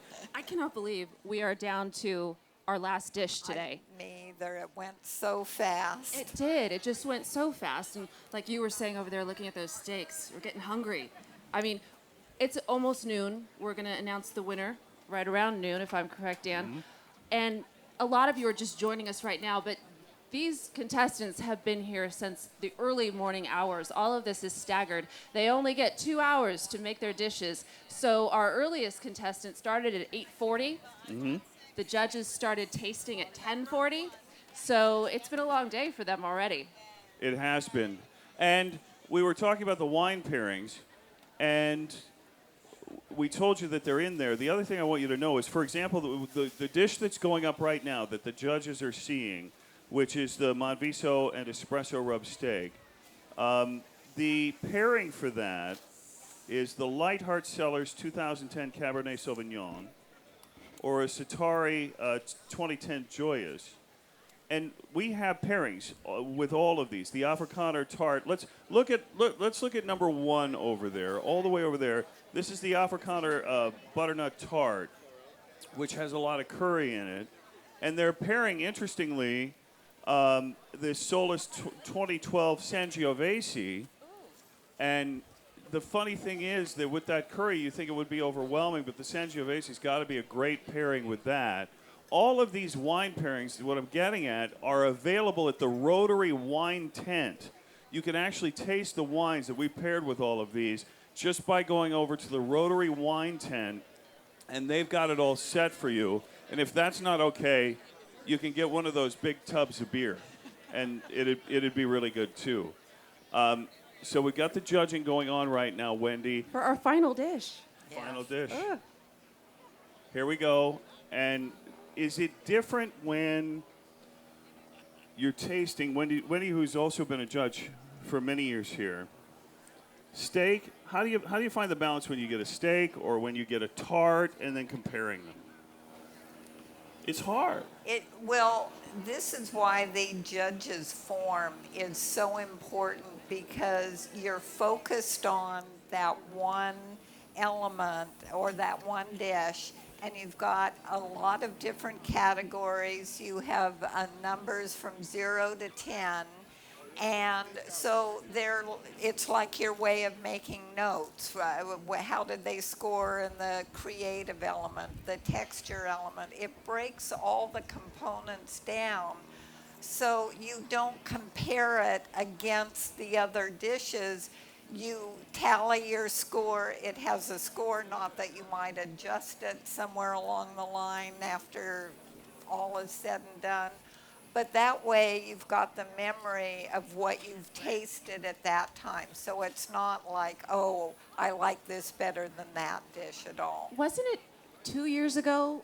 It was a cookie that won? Yeah, and that was the most amazing cookie I've ever tasted in my So life. it's really, It was unbelievable. I mean, it's just, it could be a can be- steak, it it can can be be a anything, cookie. yeah. The berry gazpacho, also interesting this year. Why don't we see what the judges, Kate, All think right, of? Think of the steak right here, and really, it's going to come down to the rub, and how well the steak is cooked as well. Let's see how we did. Evelyn, what do you think? Okay, the first thing that hit me was the spice rub. It's like, oh, that's delicious. And then you put it a little bit on the butter there, and that just adds another layer of flavor. So the flavors on that steak were really nice. And I think that how the bacon and all was cooked on the side was really nice, caramelized flavor. It was delicious, yes. All right, can I get someone without a mouthful, Luca? The steak is great. It's perfectly cooked. Congratulations. The rub is really has the right heat. It's really all coming together. It's really well. I like the side dish too with the bacon and the smoked tarragon is really, really good. Well done. This is going to be a tough choice for you guys this year. It really is. Jay, what do you think? Actually, I was looking for my waiter. I need to send this back for a little more fire. I'm just teasing there. It's a delicious dish. I mean, just like the rub comes out good. I was sharing the story with this contestant earlier, you know, because somebody did a Kona coffee crusted pork something a few years back. And as not maybe necessarily a huge coffee fan, I was a little leery. But that one, just like this dish, coffee kind of assists other things and brings out those other flavors as opposed to taking over, and that's what she achieved with this dish. Like I have a brownie recipe that if you make it without coffee, it's just disgusting. But when you put the coffee in it, you don't taste the coffee at all, but it enables all the other flavors to come out, and that's what she achieved with the rub here. And she did a really nice job with it. So. Wendy, you were Yes. talking about that earlier, the layering of Yes. things. It makes a big difference. And coffee and pepper and coffee and mint. I know my grandmother from England used coffee and creme de menthe in her lamb, and we do a coffee pepper rub beef tenderloin, so it pairs really well with wine. I'm also noticing this year on the table the wine cooler dispenser keeping the white wines cold. It looks like Guy Buffet's, and he came to dinner one time and brought me a book, so I want to get one of those. Wendy, you have the best stories. You really Well, do. the clock is running down, and the stress is starting to build because there is a lot at stake here today. Because this is, when it comes to food festivals, this may be, the most coveted crown when it comes to recipe competitions and cooking competitions. It has been around for decades, and the winner receives not only a very generous prize, but in addition to that, I'm not kidding around. The garlic crown that goes to the winner is probably the most coveted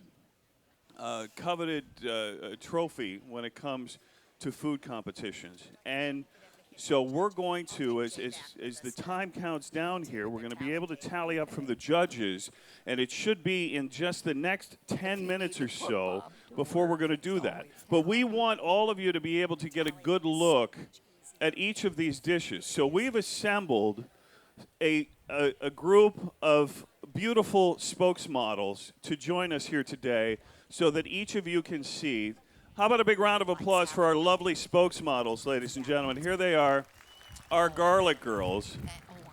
And what we're going to do is we're going to bring them all around, actually. And then if you want to come up, we're actually going to, they're literally going to walk each one around so you can get a look at it. We're going to walk them all the way around so that you can get a look and see what you think. And think in the back of your head, what's going on in the mind of the judges right now? Will it be the steak? Could it be the bisque? What's the one that looks to you? What's the one that looks to you like it could be the one? And then there's the contestants who are sitting here going, boy, the last 10 minutes, how are you holding up? Canada! So here we go, and we'll see, exactly what happens. And so Stacy from Canada, and Mary from Oklahoma, and Karen from Castle Rock, and Mary from Long Beach, and Brian from Morgan Hill, and our entire crew, and all of them. This is our lovely spokesmodel right here. And how many years with the Garlic Festival now? 23? You don't have the best figure of the Garlic Girls. I'm just telling you right now. Off my diet, so I had to cook all this stuff down at Wendy's house, and boy, it just shot the diet all to Kingdom Come. And this is Brian's from Morgan Hill, our lamb. So we have Brian over here. So all of our contestants right now are going through here. And Wendy, as the judges now at the last minute, can you tell us, you've put down numbers and you have in your head, okay, here's where I'm going to do it, everything. But at one point at the end, when you're done, you have to now try this. Is this the point where you're going, okay, I got to compare, different types of dishes and see how they come out against each other? Well, as I was explaining to Kate, they've made their notations individually on the scorecards, and there might be a little table talk about how things,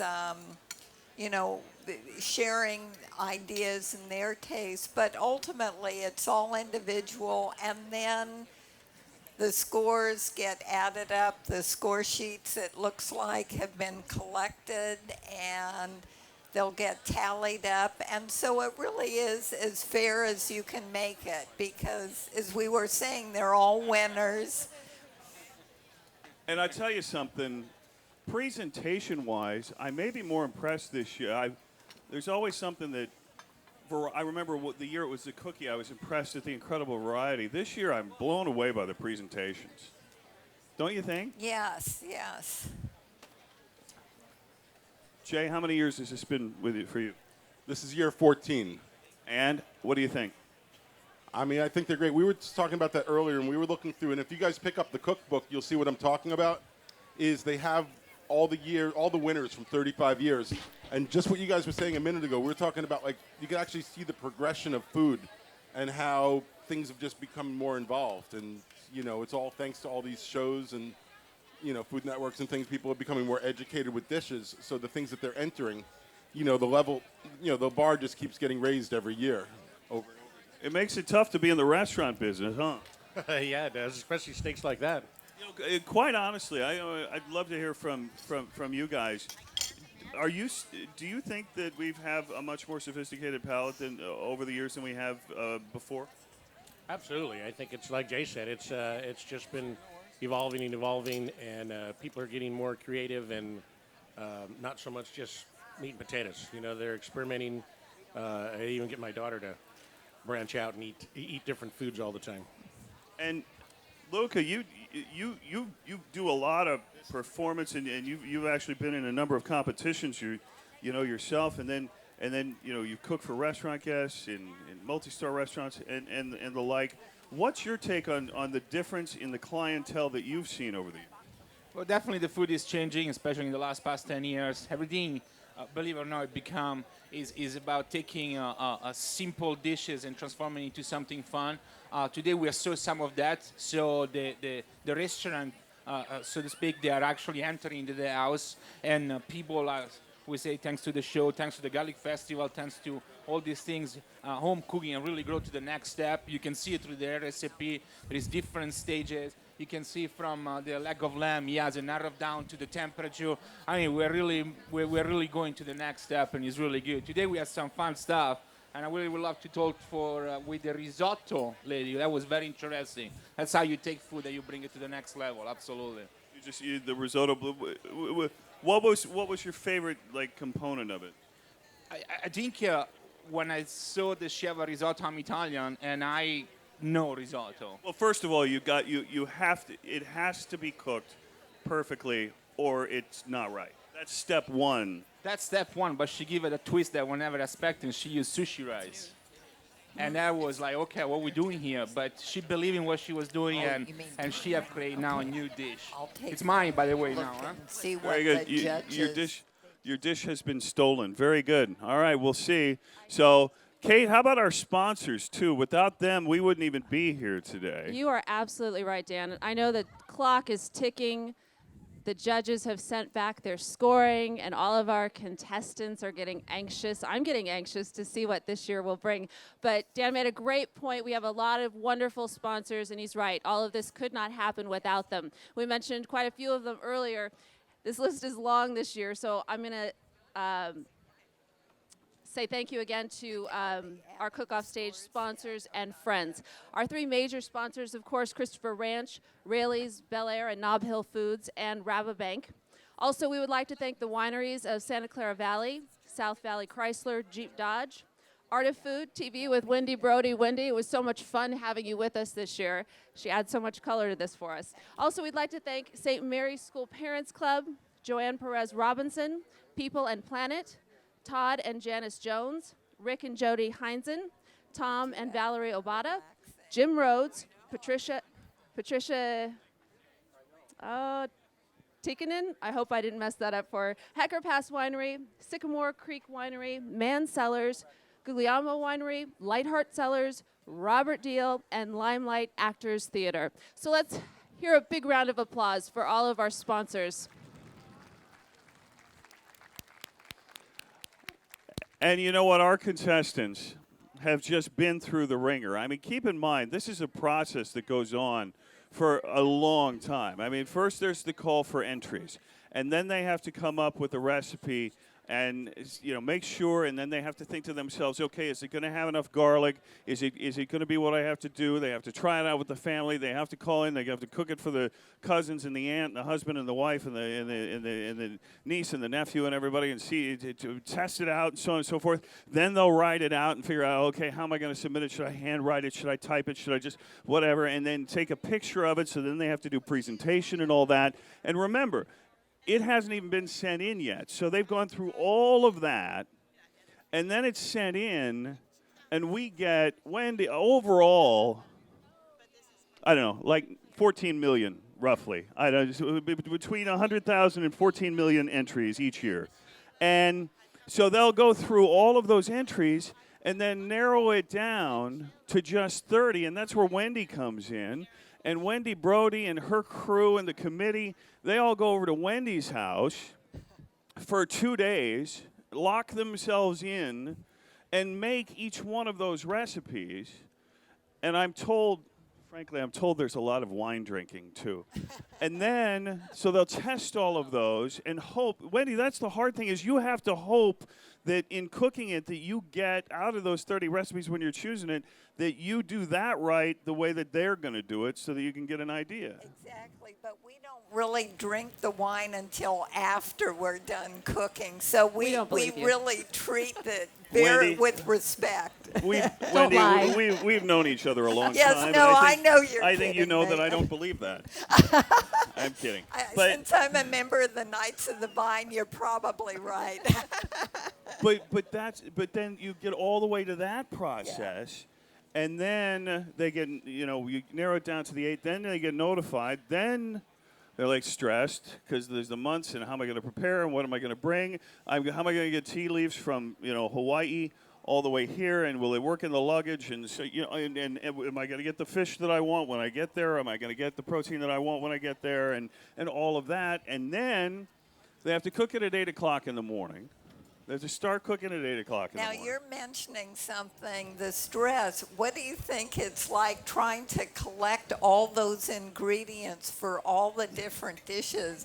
My dear husband, Bob, is searching high and low for ingredients, as am I. Where are we going to get this? Are we going to get it in time?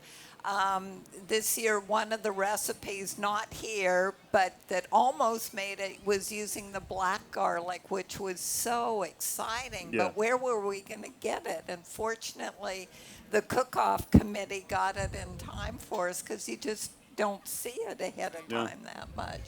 And then once that happens, then we're going to get them here. They have to get everything together. We put them on at 8 o'clock in the morning, and then they have to cook on demand and make sure that that steak is cooked perfectly, that the fish isn't undercooked, that there are no bones, that using equipment they've never used they've before. never used before.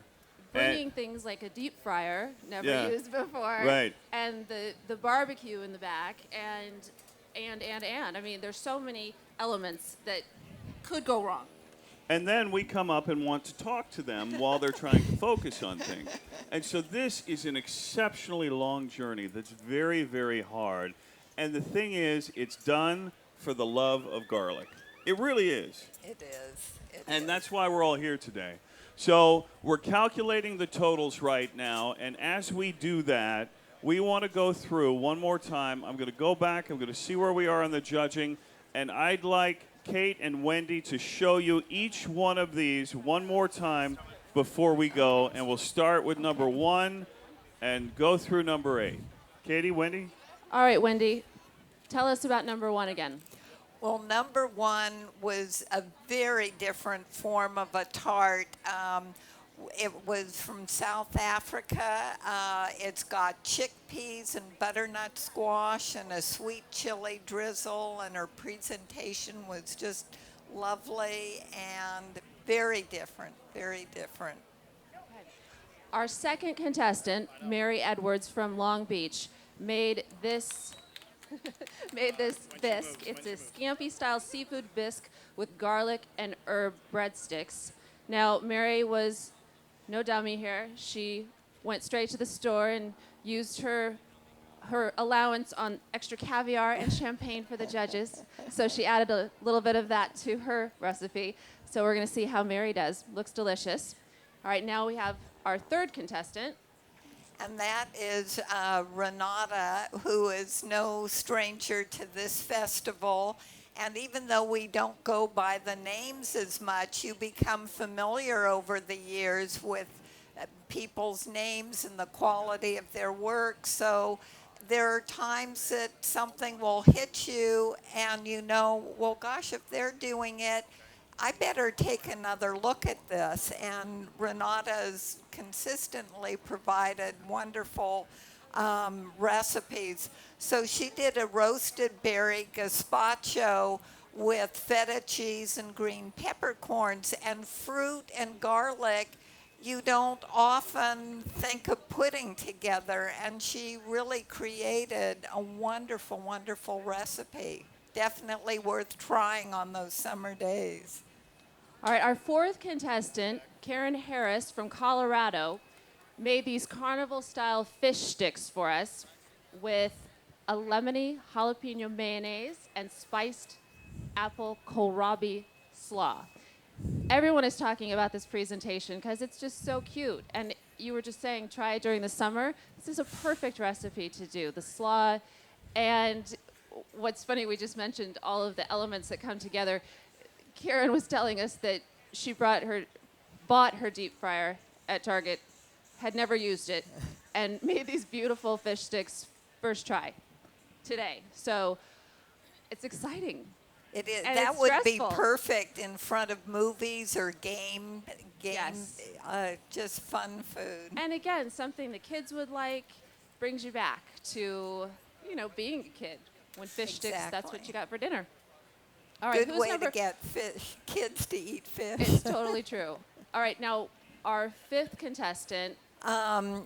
Christine Snyder from Kihei brought us the mahi mahi with the beautiful presentation of the tea leaves and the shiitake risotto with the candied garlic and coconut cream. So I think you asked me earlier, look at all the garlic, but candied anything. I mean, honestly, yes. Candy it or deep fry it. It's all good. Yes, yes.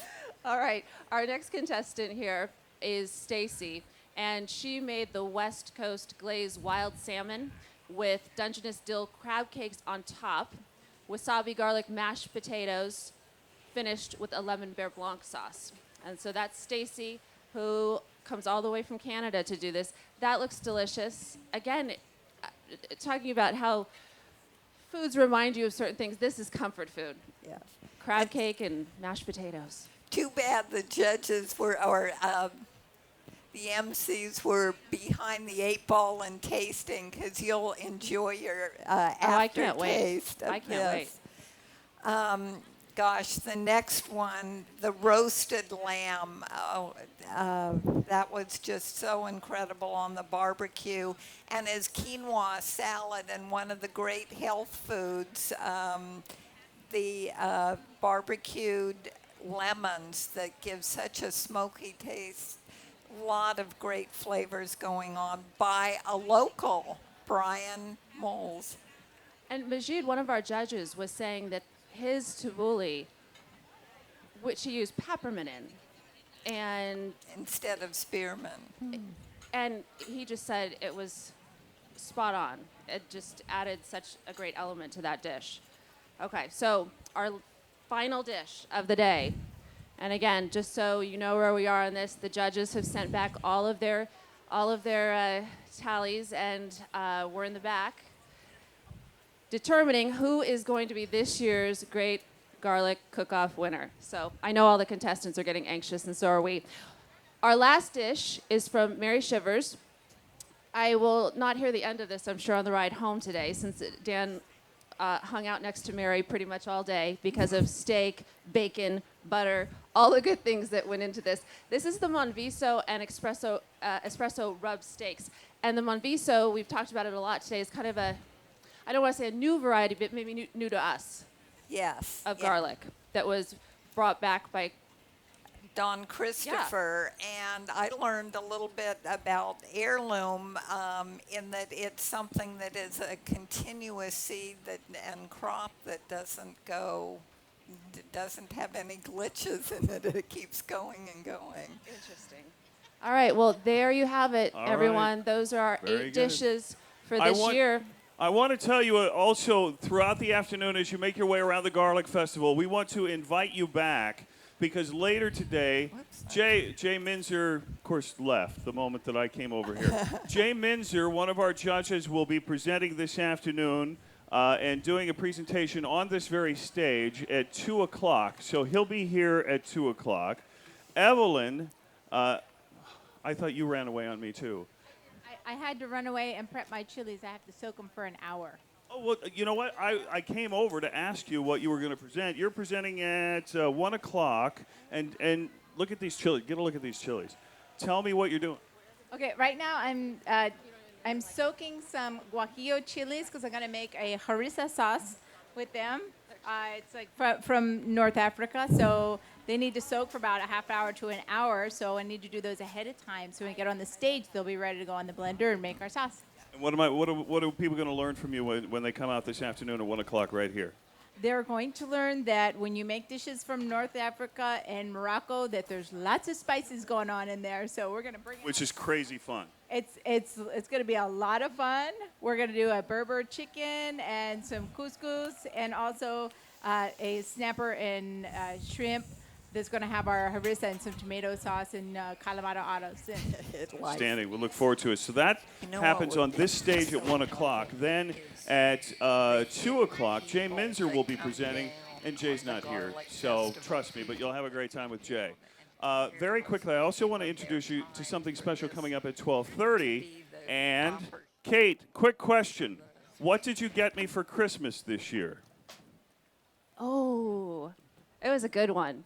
It's really hard to buy for Dan. So, but he loves your olive oil. So I went online and I got you like an array of olive oils. And you've got the best beer glasses. And I think I got you one of their hats, too.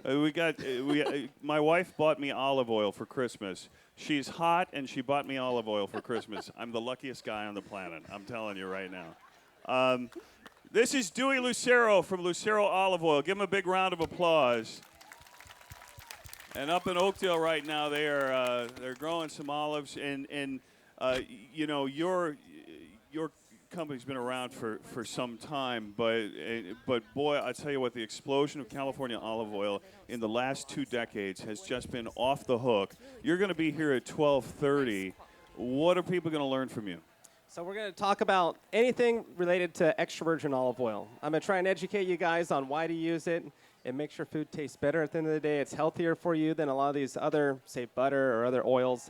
And then you guys can ask me questions about production, different varieties of olives, and then what the definition is of extra virgin olive oil. Now, there's a number. You did, was it last year or the year before you came out with the garlic infused olive oil? Infused is like a whole new world in olive oil right now. I mean, it's just, you're coming out with all kinds of stuff. How do you choose which they are? Obviously, garlic's got to be right on the list. Yeah, garlic's an easy one, especially when we came down here. It went crazy. And we have 2 new ones that are mandarin and Meyer lemon. We actually buy Meyer lemons and mandarins and crush them with our olives, so it's an all-natural process, and it tastes amazing. The other question I have for you out of my Christmas collection, filtered, unfiltered, this is probably something you're going to talk about at 12:30. Yeah, a little bit about that. And really, unfiltered olive oil is your best quality because you get all the nutrients in there. Naturally, over time, olive oil filters itself. So when it sits in big vats, it eventually clears up and becomes crystal clear. And that's usually how we like to do it and do it naturally. I have to be honest with you. One of the things that I really, really love to do on a weekend is get a loaf of bread and get some olive oil, a little salt, a little pepper, and maybe it depends on what kind of cheese, whether an Asiago or Reggiano or whatever kind of cheese. And I will just sit there and eat olive oil with and just dip like Yes, crazy. we want people to do that. Is that what Eat you a whole loaf of bread for dinner with olive oil. No, but I have to know if your family's like in the olive oil business. Is that what you have every night? Honey, what are we having tonight? Oh, we're having this. Here we go. Yeah, how we're is in the it at olive your oil place? mafia, so of course. Is that what? But really, it's a family component. No, to it you. is. Every single dinner, and then my dad and I cooked on stage yesterday. I was joking with people, but this is honest God truth. I deliver 2.5 gallons of olive oil to his house every month. I mean, that's how much olive oil he cooks and goes through, whether it's going into a saute or maybe his chili or even just dipping bread. He has a healthy gastrointestinal system. Yes, I would think. absolutely. Absolutely. Makes you live longer. And I'll tell you, the other thing that you really learned, that I've learned about olive oil and working with your stuff, is really bringing it into breakfast. And olive oil really changes the definition of breakfast and really brings flavors that you never really thought you could have at breakfast. Yeah, a good extra virgin olive oil, simply just on eggs, will change your life.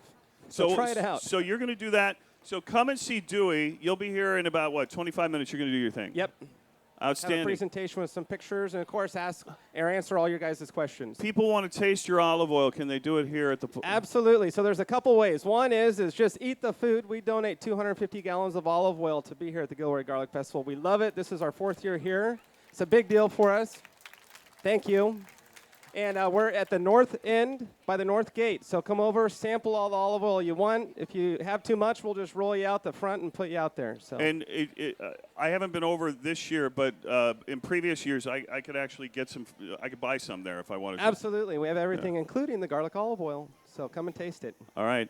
And also, Lucero you have a club, and you have the website online, and you do a lot of events. And things like and we even do a private label olive oil, 4 of them, to be honest, in the mercantile stores for the Gilroy Garlic Festival specifically, and it has their labels, so you can look in the stores for their labels. Dewey Lucero, ladies and gentlemen. Give him a big round of applause. Thanks, Dewey. He'll be here at 12. Give me the oil. You get enough of your own. And he'll be here at 12:30. And don't forget, Evelyn is here at 1, and then Jay Minzer at 2 o'clock. Kate, we're almost ready. Are you ready to go here? Oh, it's exciting. Okay, Very we are exciting. going to name the winner of the Great Garlic Cook-Off. But before we do that, it's time for... I love the wave. I'm going to get the Queen and her court to come right on up here. Come on up here. I'm going to take them down there. It's a day when I get to be surrounded by babes. And I'm going to put, the Queen is going to go here, and then court. This is our first runner-up, and then our second runner-up. And by the way, our Garlic Queen was chosen in a competition just earlier just a few months ago. Where was the competition? At Gavilan College. Very good. You got that correct. You move on to the next round. And your name is? Vanessa Martinez. And Vanessa, thank you very much for joining us. You are? Ariana Martinez. And you are? Ashley Fellows. You're related? No. Ashley Fellows. And you are? Melissa Wilder. And our queen is? Olivia Echeverria. What has it been like, Olivia, to be the queen this year? It's been great. We've been able to go around the community, our entire group, and really get to know people and just see how we fit into what we can do for art. Tell me what your roles are as the queen. As the queen, the same thing. We get to go around the community. We go to different events. We go to different. We went to a WIT. You're going to go to Japan. Go to Japan. We're the representatives. We're the face of the festival, and hopefully, smiling faces mean something. And our sister city in Japan, the Gilroy sister city in Japan, you get to go there. Do you know? Did they tell you about the crowning of the champion of the garlic cook-off? Yeah. What'd they tell you? That I get to crown them. You're good. That's it. So it's you and me, and if anything goes wrong, it's your fault. It's your fault. No, it's your fault. It's your fault. Okay.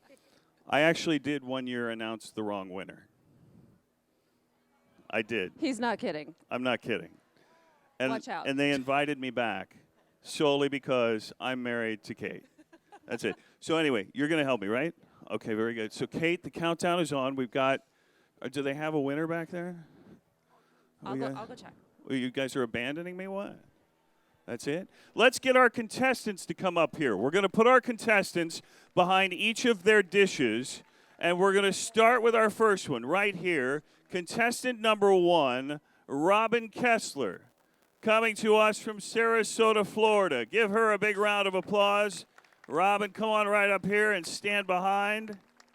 Afrikaner butternut tart with pan-roasted chickpeas and sweet chili drizzle. How you feeling? Nervous. Okay. It's going to get worse before it gets better. I know. Okay, very good. All right, our next contestant goes all the way over here, and we'll come behind their dish. This is contestant number 2. It is Mary Edwards from Long Beach, California, with the Scampi-style seafood bisque and garlic and herb bread sticks. And how you feeling? I don't know. Okay. You're doing fine. You could use a Xanax, but otherwise you're good. Okay, now, contestant number 3. This is Renata Stanko from Lebanon, Oregon, with the roasted garlic, berry gazpacho, and feta cheese and green peppercorns. Is that beautiful or what? Are you holding up okay? Yes, I'm holding up okay. Is this, you feel, it's beautiful, and I tasted it, and I thought it was great. Oh, thank you. But then again, I don't know anything. I got the winner wrong once. So it looks good. Okay, now, next up, number 4. It is Karen Harris from Castle Rock, Colorado, and environs. Carnival-style fish sticks with lemon jalapeno mayonnaise and spiced apple something slaw. Come on up here. What's the slaw? Kohlrabi and apple, spicy kohlrabi. It's kind of tastes kind of like a turnip. I thought it tasted great. So fantastic. You feeling all right? I'm feeling good. All right, here we go. This is it. All right. Next up, number 5. From Kihei, Hawaii. Mahi Mahi Lau Lau with shiitake risotto, candied garlic, and coconut cream. It's Christine Snyder. Congratulations. You feeling better? Yes. She carried these tea leaves in her luggage all the way from Hawaii, and now we're almost done. You feeling okay? Just a little shaky. Could I get a Mai Tai for Christine over here, if I could, please? Very good. All right, and next up, we have number 6. This is Stacy Clayton from what is it? Seashell. She's a Canadian, eh? So she's from Canada. West Coast glazed, wild salmon, Dungeness dilled crab cakes on top of wasabi, garlic, mashed potatoes, finished with the lemon Verblanc sauce. Give her a big round of applause. We're almost there. How you feeling, eh? A little hot, eh? Yeah, I'm telling you. All right. We have a wine pairing, but I got to tell you, that looks good with a Molson to me. I'm good with anything. Are you feeling all right? It looks great, and I've heard nothing but good things. So we'll see what happens. Let's see what happens. All right, very good. All right, next up is number 7. This is, remember, we have Canadians here. We have people from all over the country that are coming here, Hawaii and the like. Our next contestant, Brian Moyles, traveled all the way to the Gilroy Garlic Festival from Morgan Hill, California, ladies and gentlemen. He has, for us, Chardonnay Dijon garlic and herb-basted rotisserie leg of lamb served with roasted garlic tapenade and quinoa tabbouleh. Give him a big round of applause.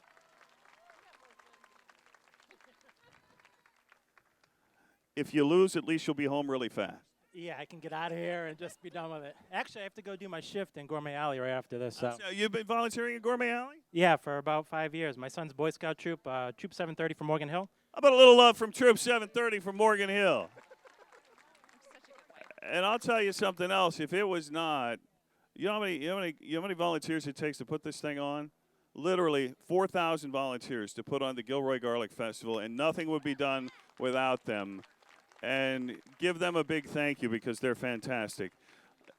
It looked like everything went great. You got to be feeling good about this, Brian. I'm feeling good, but tough competition up here. And, yeah, we'll see what happens. All right, buddy. Hang in there. All right, and our final contestant is contestant number 8, who brought us the Monviso and Espresso rub steaks with Maitre d'Hotel butter. Is that it?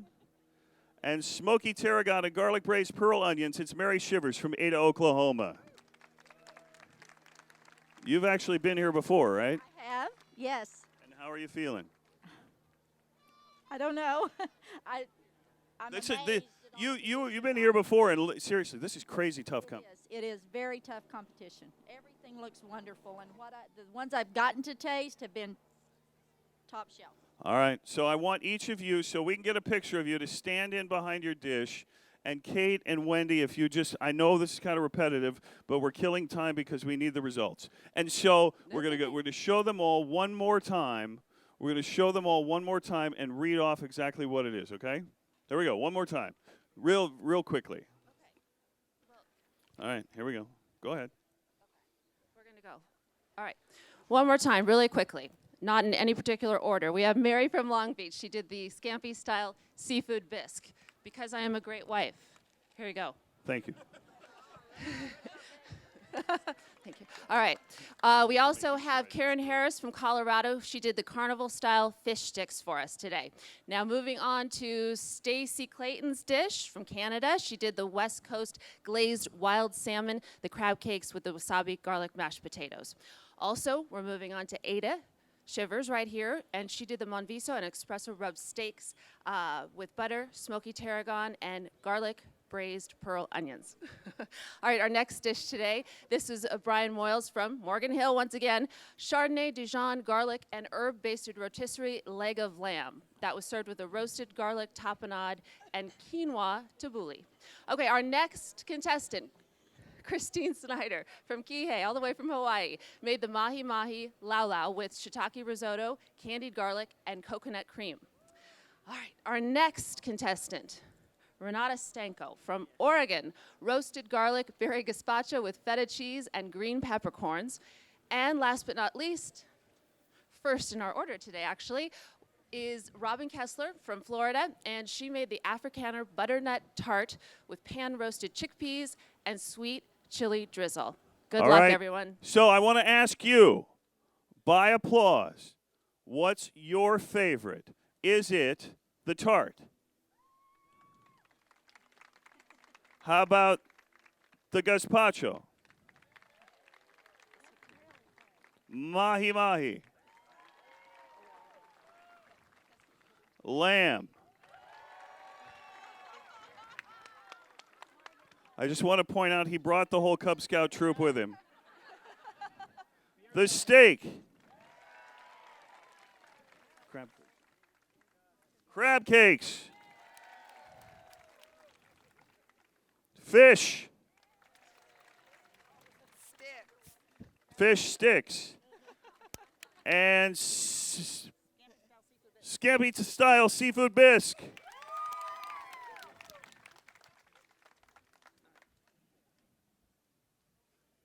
We have a winner, ladies and gentlemen. I would like to say that Mary Shivers, Stacy Clayton, and Renata Stanko, you all cooked wonderful dishes today, and I'm sorry, but you are not our winners. Thank you very much for coming by, and we're going to ask you, you were fantastic, and we're going to ask you to stand back to your cooking station. That leaves us 4 people left. Or 5. Are you So, I would like Karen Harris, Christine Snyder, and Brian Moyles to please stay. And the others, thank you very much, but you will not be our finalists. We have 3 finalists here today. Wow. And what an amazing job all of them have done. The garlic crown, where is it? Right over here. We have the garlic crown. The queen has the garlic crown. Okay, this is third. This is third. And that third place crown will go to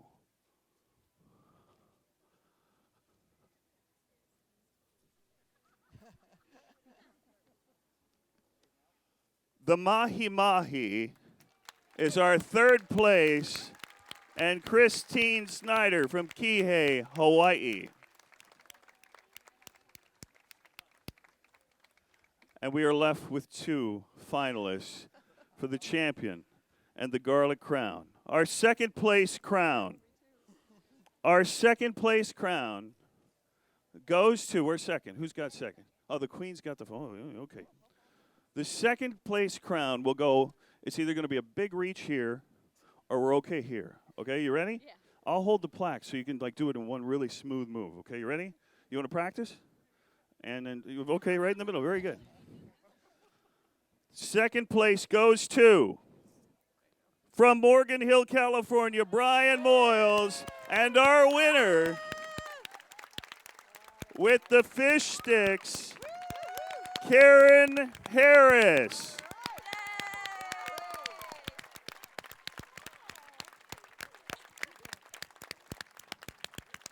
Congratulations. Stand right in front. Katie, find out about that dish and what made it so special. We love the fish sticks, and it is so telling. It was the first thing I heard when I stepped on this stage this morning. Right off the bat, someone said, someone's making fish sticks, and they were so excited. How are you feeling? I'm so surprised. I'm flabbergasted. These were all so great. I mean, I can't imagine these little humble fish sticks. I'm just flabbergasted. Wendy, this was an amazing competition. Did you have a ball?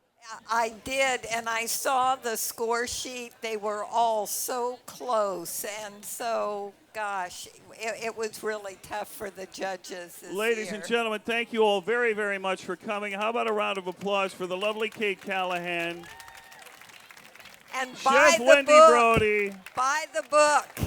and our champion, Karen Harris from Colorado.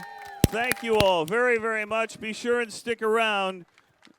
Dewey Lucero is next here on the cook-off stage. Thank you again. When I get the blues, what do I do? Yeah. When I get the blues up and barbecue, yeah.